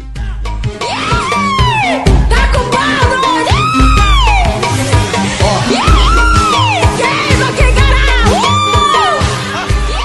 2 semanas atrás a gente trouxe aqui rapidamente no Treta. A gente deu lugar de falar ao Magal, que tem o 49ers como seu segundo time do coração, sobre a teoria lá da subestação de energia ser a causadora das lesões sucessivas no time de São Francisco. E aí, na entrevista coletiva de despedida da temporada, o GM John Lynch disse que vai pesquisar a fundo as causas, que eles também não acham que é por acaso essa quantidade de incidência de lesão lá no time deles, e que inclusive eles vão pesquisar realmente se tem fundo de verdade essa incidência de eletricidade, de radioatividade, sei lá, da subestação de energia próxima do CT do 49ers. Somado a isso, vamos lembrar, o Super Bowl vai ser lá no estádio do 49ers, Santa Clara. Tanto o Seahawks quanto o Patriots supostamente decidiram treinar em locais diferentes, treinar longe do CT do 49ers, que era uma das opções. Para o Seahawks talvez não, né? Por conta de ser rival de divisão, talvez era uma opção que seria até mais viável para o Patriots, mas mesmo assim, Seahawks decidiu ir para um lado e o Patriots ir para o outro, os dois bem longe do CT do 49ers. Então será que agora estamos convencidos que o que começou como meme teoria da conspiração realmente pode ser incidência de lesões do 49ers? A subestação de energia ali do lado do campo, olha. É assim que vai se criando uma teoria monstro, né? Conspiração perfeita, né? E daqui a pouco eles tiram a estação de lá só para via das dúvidas. A gente não achou nada, nenhuma evidência, não, mas vamos tirar daqui só para poder vocês pararem de falar que é a porcaria da subestação por lá. Mas era natural, isso eu ia até citar isso, que o Seahawks não treinasse nas facilities do 49ers, até porque se eu fosse torcedor e funcionário do 49ers, eu ia deixar várias armadilhas pros caras lá, né? Obviamente, eu não ia perder essa oportunidade. Eu ia famoso jogar o gato no transformador, eu ia fazer o zaralho para poder tentar influenciar de alguma maneira os treinos do Seahawks. O Seahawks não treinaria por lá, não. E o Patriots deve ter decidido não treinar lá também para poder ficar um pouco mais confortável, já que no lugar do Super Bowl, né, a gente sabe aqui por conta das partidas no Brasil, a NFL, muita gente circula no estádio, muita gente vai botar banner, vai preparar as ativações e tal, por ali fica muito agitado, e aí, obviamente, você quer preparar alguma surpresinha, né, alguma coisa diferente para poder você surpreender o Seahawks. Numa dessa, alguém arranca um videozinho, filma, alguém observa e liga para alguém lá de Seattle. Então, assim, acho que quanto mais isolado nesse momento, quanto mais concentração de time para a Copa do Mundo, melhor. Então, não deve ter nada diretamente a ver com a subestação, não. Mas a coletiva do GM, ela como é que fala? Ela abre um cogumelo na cabeça do cara do Seahawks, né? Agora, tem que saber se lá no Lions também tem uma subestação lá perto que a gente A gente pode pegar a prova, como é que fala? A mas prova comparativa. O Lions precisa de mais uns 6, 7 anos seguidos aí, perdendo uma meia dúzia de jogador importante por lesão, pra ele poder se comparar com o 49ers. Ficar igual, né? Gente, vamos lá. Vamos, calma. Primeiro o seguinte, o John Lynch, cara, esse lance da subestação aí, pra mim foi só tá bom, gente, tá? Eu vou olhar assim também, tá? Tá bom. Tipo papo de maluco, não quero estender a conversa. Não, mas e a subestação? Tá bom, gente, eu vou olhar a subestação também, tá? E se os aliens? Tá bom, gente, eu vou olhar os aliens também. Não, mas se o mapa astral dos jogadores, tá bom, gente, eu vou olhar o mapa astral dos jogadores também, tá? Tá tranquilo. Até porque não é ele que vai olhar, né? Mas na verdade, se você for olhar a quantidade, e eu fui atrás dos dados, né? Porque eu sou um cara imparcial. Eu vou atrás do dado, da evidência. Se você for olhar a quantidade de jogadores lesionados, o 49ers está na meiuca ali. Teve time, por exemplo, o Cardinals teve 32, o Lions 28, a gente está falando de 2025. O Dolphins 24 e o 49ers 19. A diferença é que os jogadores do 49ers que lesionam são jogadores que fazem mais falta pro elenco, né? E o impacto disso é maior. Mas não tem quantidade de lesão diferente, entendeu? Já virou folclore, obviamente. Não, mas a questão, acho que é a regularidade, né? Ah, é o top 10, mas é o top 10 todo ano? Sim, mas apesar que a gente gostaria que tivesse alguma explicação esotérica, conspiratória, mas não tem.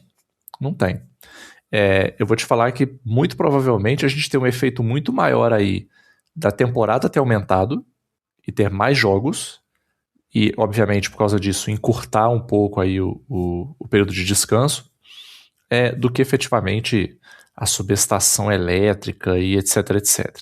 Mas é claro que o papel do John Lynch é agradar o torcedor, pô. Então, nesse ponto, ele tá certíssimo, tá?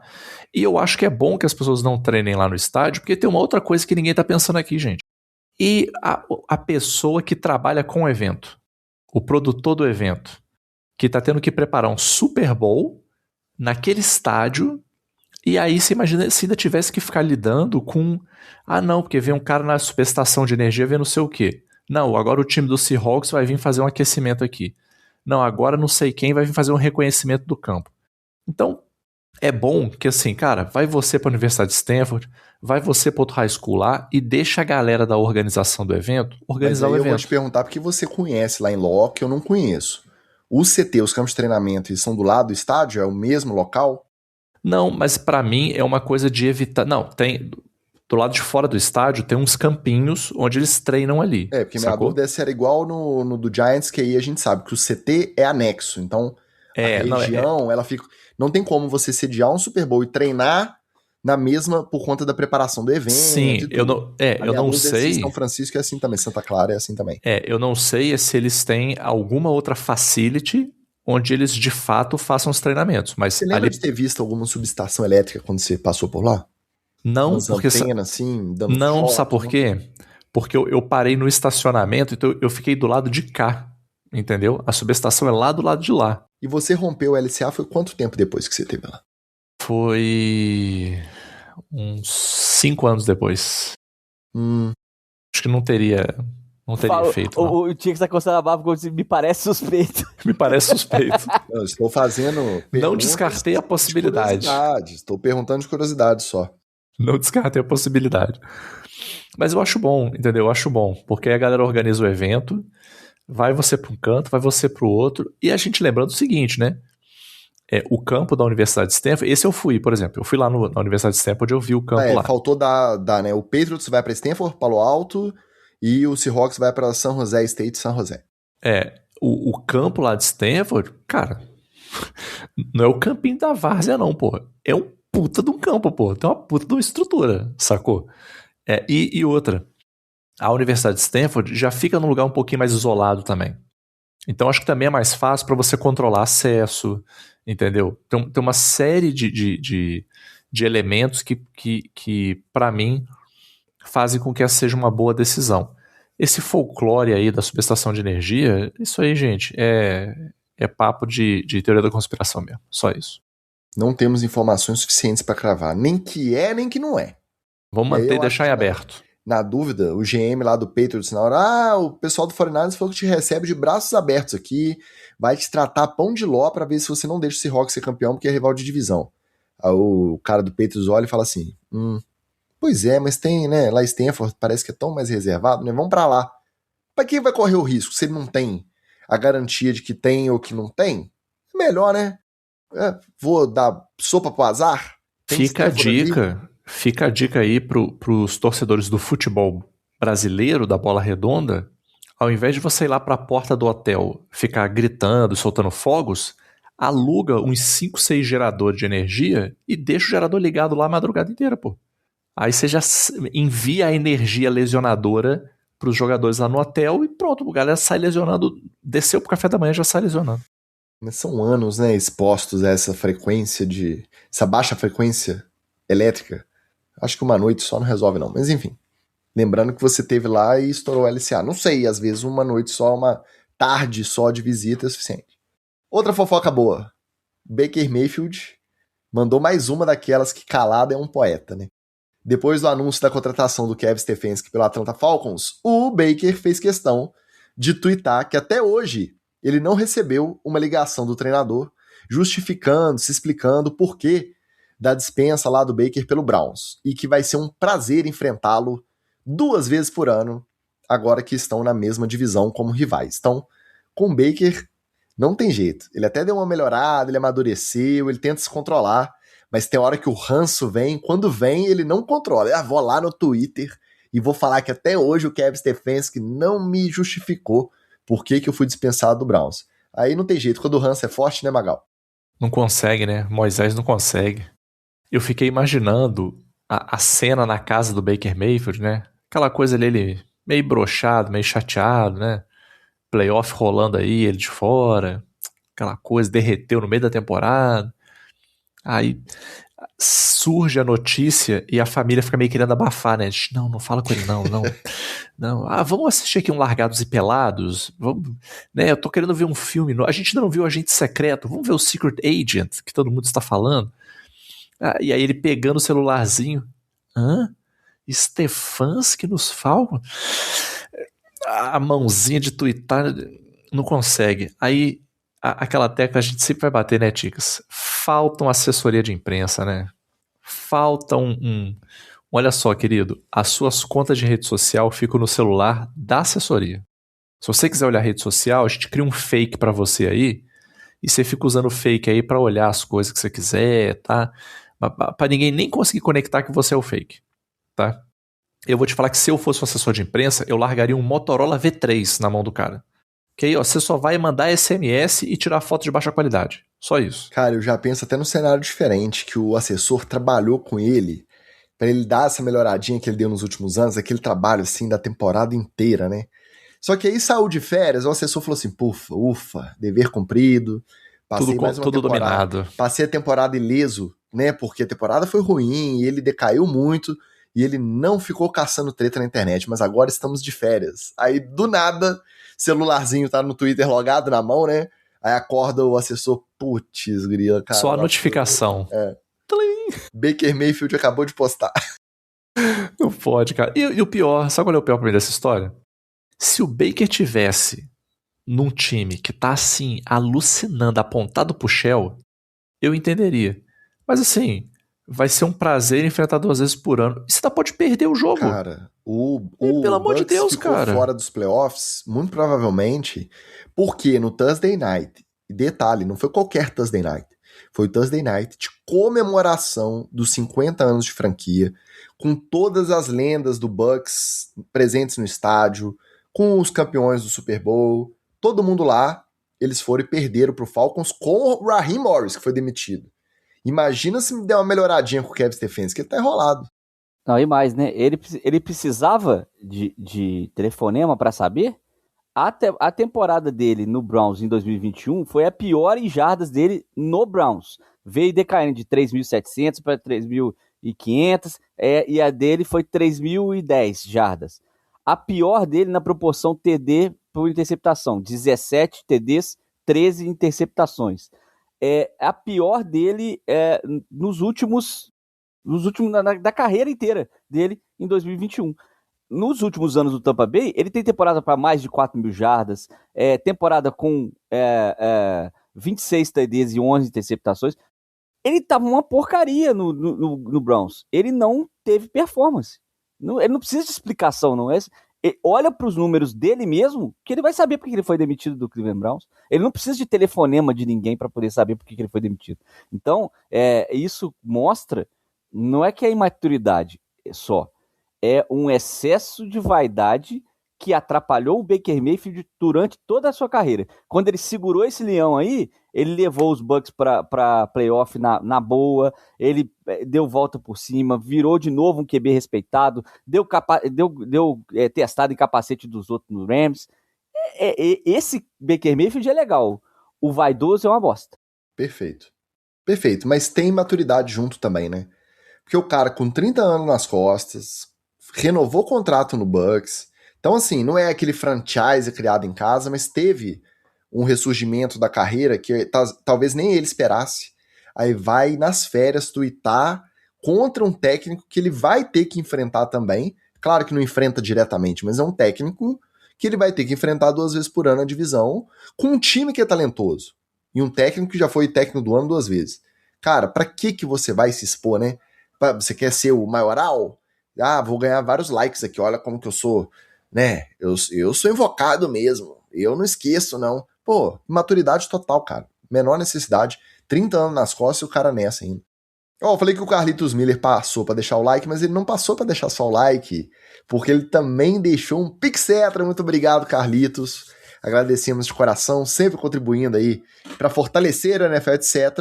E o comentário dele é o seguinte: 49ers foram feitos em cima de um cemitério indígena. Acabou, não tem subestação, não tem excesso de treino, é o cemitério indígena, porque chega um ponto que... Isso eu acho mais plausível. Nada mais explica. Brigadão, Carlito, um beijo pra você. Ou um ponto que eu nunca trouxe aqui, mas que é relevante. A região ali é uma região onde muitos desses bilionários de tech se criaram. Então tem uma energia ruim ali que circula também. Isso explicaria pra mim muito mais. Não, mas aí essa é só a lenda, porque eles criaram mesmo dentro do Pentágono, né? Isso aí é só a teoria da conspiração. De verdade, eles criaram as paradas dentro do Pentágono. É verdade. E o Danilo Guimarães, ele disse, como torcedor do Ravens, ele também ficou muito feliz pela escolha de Mike McCarthy pelo Steelers. É isso aí, este é o clima, vai vendo. É igual quando você vai decidir o que você vai fazer na quarta descida, pense sempre se você está fazendo o que seu adversário não quer que você faça. Se você fizer o que ele não quer, é porque a sua decisão foi correta. Para terminar, com a confirmação do Drake May no Super Bowl, o mais novo quarterback Pro Bowler representando a AFC é quem? Ele mesmo, Shador Sanders. O homem que comeu banco para Joe Flacco e depois para Dylan Gabriel se juntará a Josh Allen e Justin Herbert no evento que esse ano vai ser na semana do Super Bowl, não vai ser mais na semana anterior. Muito merecido, né? Menino Shador merece esse voto no Pro Bowl. Não, gente, eu até tava... Galera, vocês têm que me emocionar menos. A galera, o Moai de cabelo lá, o mistura do Cássio com a Luana Piovani, o quarterback do Jaguars, foi convidado. O Sunshine negou, gente. Então, ele foi o último que sobrou. O Shador Sanders foi o último que terminou a temporada titular que podia estar lá. Porque o resto era Gene Smith, o Tua, vamos lá, do Jets, qualquer um do Jets que terminou por lá. E os machucados, que é o Bo Nix, o Daniel Jones, né? A galera que saiu machucada, né? Então, o Shador Sanders, ele foi nomeado por conta do sobrenome. Mas também ele não é essa Coca-Cola toda, não, que ele foi o último do cocô do cavalo do bandido a ser nomeado. Tá bom? Segura a emoção aí. Não, gente, não é nem só isso, assim, né? O que ele tem pra estar lá? Ele tem número? Tem estatística? Não tem. Ele tá bem ranqueado? Não tá. Então, assim, o lance é que a gente precisa emocionar menos com o Pro Bowl. Não, a gente precisa emocionar menos com o Pro Bowl, gente. E lembrar que Pro Bowl é uma votação de popularidade, é só isso. Mas na hora da transmissão é bonitinho lá, o cara bota lá, sei que lá, não sei quantas vezes Pro Bowl. É cláusula de bônus em contrato. O que é bizarro. O que é bizarro, assim, eu vou te dar bônus no contrato porque você tem muitos seguidores, porque você tem várias contas do Instagram, como diria o grande genial Bruno Henrique. Ué, isso aí, me desculpa, cara, assim. Isso aí entra, Ticas, pra mim, naquela... São as idiosincrasias do americano, né? Essa coisa de chamar o campeão do Super Bowl de World Champions. Aí, vamos botar uma cláusula no contrato aqui de popularidade? Vamos. O cara foi Pro Bowl, e o que eu acho mais engraçado, não é só a popularidade e a questão do contrato. A galera usa isso como um badge ao longo da carreira, né? Então aparece lá, não sei o quê, o tight end Thiago Prazeres, 3 vezes Pro Bowler. Que é o equivalente, assim, 3 vezes Miss Barbacena. Ganhou o concurso de popularidade, pô. Mister. Não, eu não tenho esse problema, Pode ser Miss. Então, assim, pô, cara, eu só acho engraçado, sendo muito sincero. Eu só acho engraçado. São as idiosincrasias do americano, entendeu? É gostar disso, é gostar de remédio que resolve uma doença e cria outras 18, entendeu? É isso, gente, é isso. Mas tá tudo bem, deixa o Satoshi Sanders ir lá, fazer as pataquadas dele. Pra mim, ele é um personagem pauta do NFL, etc. Ele já postou que ele tá muito honrado e muito feliz e satisfeito com essa nomeação, né? Que ele acredita que meritocracia existe, né? Um bom trabalho é recompensado. Tudo bem, essa parte eu já tô exagerando, mas ele fez o post lá em agradecimento.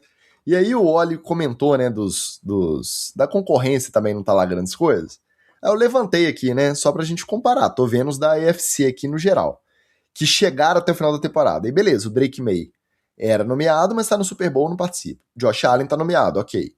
No Dolphins, Tua machucou. No Jets, Justin Fields machucou. Tyrod Taylor também, não. No Steelers, por que não Aaron Rodgers? Mas ninguém vota no doido do chá, né? Ele já tá na caverna dele já, Ticas. Ele desde a derrota lá, ele já foi pra caverna. Mas jogou a temporada inteira, jogou relativamente bem, mas ninguém vota em Aaron Rodgers porque ele já não tem mais graça, né? No Ravens, Lamar ficou mais tempo fora do que jogando e também quando jogou no hormonado. Joe Burrow, mesma coisa. E no Browns teve o Shador, beleza. O Moai de franja, ok. Trevor Lawrence, eu acho que se fosse pensar em alguma forma de justiça, pelo que fez na temporada, o Trevor Lawrence tinha que estar lá. Por quê? Porque CJ Stroud também machucou, também não rolou. No Colts, Daniel Jones também não. Philip Rivers, pô, seria uma boa, né? Comeback Mas dele, imagina, ele sai da entrevista do Bills e vai direto pro Pro Bowl. E vai direto pro Pro Bowl. Ken Ward, pô, se for Mas pra ele pensar, foi nomeado, cara, o Ken Ward, boatos são de que ele recusou também. Entendi. E aí sobra o Bo Nix, que não teria condição de participar por conta da lesão. Justin Herbert já tá. Patrick Mahomes também não fez nada assim, né? Brilhante. E Gene Smith, que a gente já esculachou o suficiente. Então, realmente, né, por aclamação, vai o Shadow Sanders mesmo e deixa pra lá. Agora, deixa eu só usar uma deliciosa aqui, que o pessoal tá começando a falar que o Bo Nix não machucou em campo, tá? Que machucou no vestiário na comemoração. Ah, eu vi essa teoria também. Essa vai ser boa, que essa vai arder até o ano que vem. Não, o meu foco tá todo na subestação elétrica como teoria da conspiração. É porque tá valendo ainda, né? Santa Clara ainda tá no jogo. Ticas, a gente vai fazer o Ninjas Are Butterflies do NFL, etc. Ninjas Are Butterflies. Cara, pra quem não conhece, fica a dica aí. Se você quer um papo de teoria da conspiração de biruta, Ninjas Are Butterflies. Só conteúdo, assim, altíssimo nível. Pois é. Mas essa do Bo Nix eu ainda vou desenhar aqui nessa off-season, ainda vou apurar mais, porque essa é boa. Essa merece. Porque da jogada que eles estão falando que ele levantou normal da jogada que eles estão falando que ele machucou e tal, tem várias picuinhas. A torcida do Broncos tá puta. Cadê um Sport Science na hora que você precisa? É verdade. Descanse em paz. Deixando alô pro nosso Renatinho da Lapa, dizendo Thiago Prazeres 3 vezes Mr. Barbacena. Foi 4. Tá, você não diminui, não. Foi 4. Mr. que não é uma faixa, né? Que é um negócio só penduradinho aqui. Eu não sei por esse preconceito, é só penduradinho assim do lado. Tem que desfilar e responder o prato preferido também. Abraço pro Rena. Os grupos estão em polvorosa porque Tio Bill não foi indicado como First Ballot Hall da Fama. Mas isso é assunto pra semana que vem, que a gente vai precisar de pauta. E eu me despeço perguntando qual o plano dos senhores pro primeiro domingo sem NFL desde setembro. Qual que é a indicação cultural? Porque agora chegou a hora, já que esse domingo nem Pro Bowl tem, então nem pra ver aquela gincana dos caras com má vontade, a gente vai poder ir se despedindo da temporada. Resta saber qual que é a indicação de vocês pro tempo livre que teremos neste próximo final de semana. Faça como eu. Eu estarei prestando serviço, provavelmente, de motorista em outra cidade, mas a cidade pra qual eu vou, a minha noiva está lá e tem praia. Então, vá pra praia. Bom, tem gente que pode ir pra praia e tem gente que não pode ir pra praia, né? Aí é brincadeira, né? Mas, de qualquer forma, sem ter muito o que fazer, né, Ticas? Agora é a hora do torcedor, do maluco de NFL, começar o processo dele de ressocialização. Então, mais do que dar uma dica específica, você precisa agora começar a se ressocializar com esses outros entes que não sabem o que está acontecendo. Então é hora de você ali, como um bicho do mato, chegar no almoço de domingo sem estar fugindo porque vai começar o jogo e ver o que acontece depois que as pessoas comem. Entende? Uma quinta-feira à noite. O que passa na TV quinta-feira à noite? É o Linha Direta? Não sei. Já tem tanto tempo que eu não vejo uma quinta-feira à noite. Então agora, gente, é o momento da ressocialização. Tá? Ela tem que ser paulatina, tá? Tem que ser devagarinho. Não pode se exaltar, né? Se alguém falar alguma coisa, e aquele negócio de futebol americano? Calma, respira, fica de boa, tá? Porque a gente vai ter o nosso eventão daqui a 15 dias, e aí vocês já sabem, né? Aí nós vamos entrar naquela fase profunda, triste, no vale da sombra e da morte, de esperar até setembro. Então, aproveite para ressocializar, porque nós vamos ter que conviver com as pessoas de fora do circuito da NFL ao longo do ano, né?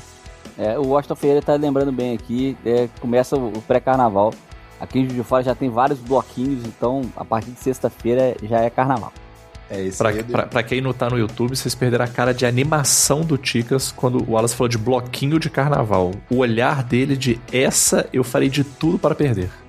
Esse aí, infelizmente, você não conta comigo não, tá? Mas aproveita, acho maneiro, quem curte. Mas eu já comecei até minhas maratonas, né? Sabe o que eu tô vendo, Magal? Lembrei de você. Tô vendo Hard Knocks in Season. Porque foi tão abaixo do radar, mas tão abaixo do radar, que nem a gente que defende Hard Knocks aqui, a gente trouxe. Eu, com muito custo, consegui ver 2 episódios só. E aí, a HBO, cada Hard Knocks, produz um podcast dos episódios. Não produziu dessa temporada. Já começou a temporada com Giants e Commanders eliminados, porque vamos lembrar, é da NFC Leste, né? Então, só tinha Eagles e Cowboys, e o Cowboys rapidinho, na terceira semana, também já tá eliminado. Então foi teve as tretas do Eagles, mas eles não querem bater muito de frente, porque os caras estão dando acesso. Então realmente uma temporada esquecível passou abaixo aí, mas eu não consigo falar que eu não assisti, né? Então tô com muito custo indo pro terceiro, porque dediquei um pouco do meu tempo também, já nesse ritmo de playoff, a ver Caçador de Marajás, da Globoplay, tá? Essa é fantástica. Você que passou dos 40, assim como nós, que era criança, ou pré-adolescente, que tem alguma lembrança de Casa da Dinda, de Fora Collor, de Impeachment, cara, 7 episódios maravilhosos, o documentário Caçador de Marajás, sobre a trajetória de Fernando Collor de Mello. Imperdível. Tá? Esse eu vou ver. Só um detalhe que eu tava esquecendo. Comprar Brasília, hein? Compra Brasília. Elba. Fiat Elba. Era Elba. Um detalhe importante que eu tava esquecendo aqui. Um conteúdo do grupo NFL etc. de diretoria.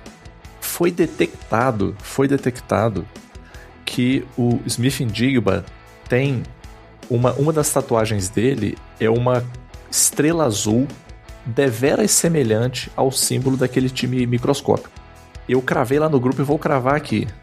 Altas chances da bola do jogo ser dropada por Njigba com a bola batendo nessa tatuagem e caindo, custando novamente aos Seahawks um Super Bowl diante do New England Patriots. Lancei a zica. Essas e outras análises embasadíssimas, você sabe que o pré-Super Bowl, a prévia melhor, é aqui. Terça-feira que vem, a partir das 19h, e logo após no seu agregador de podcast favorito, não deixe de vir conferir a fantástica prévia do Super Bowl do NFL etc. Semana que vem estamos de volta. Um abraço e valeu! Valeu! Beijo!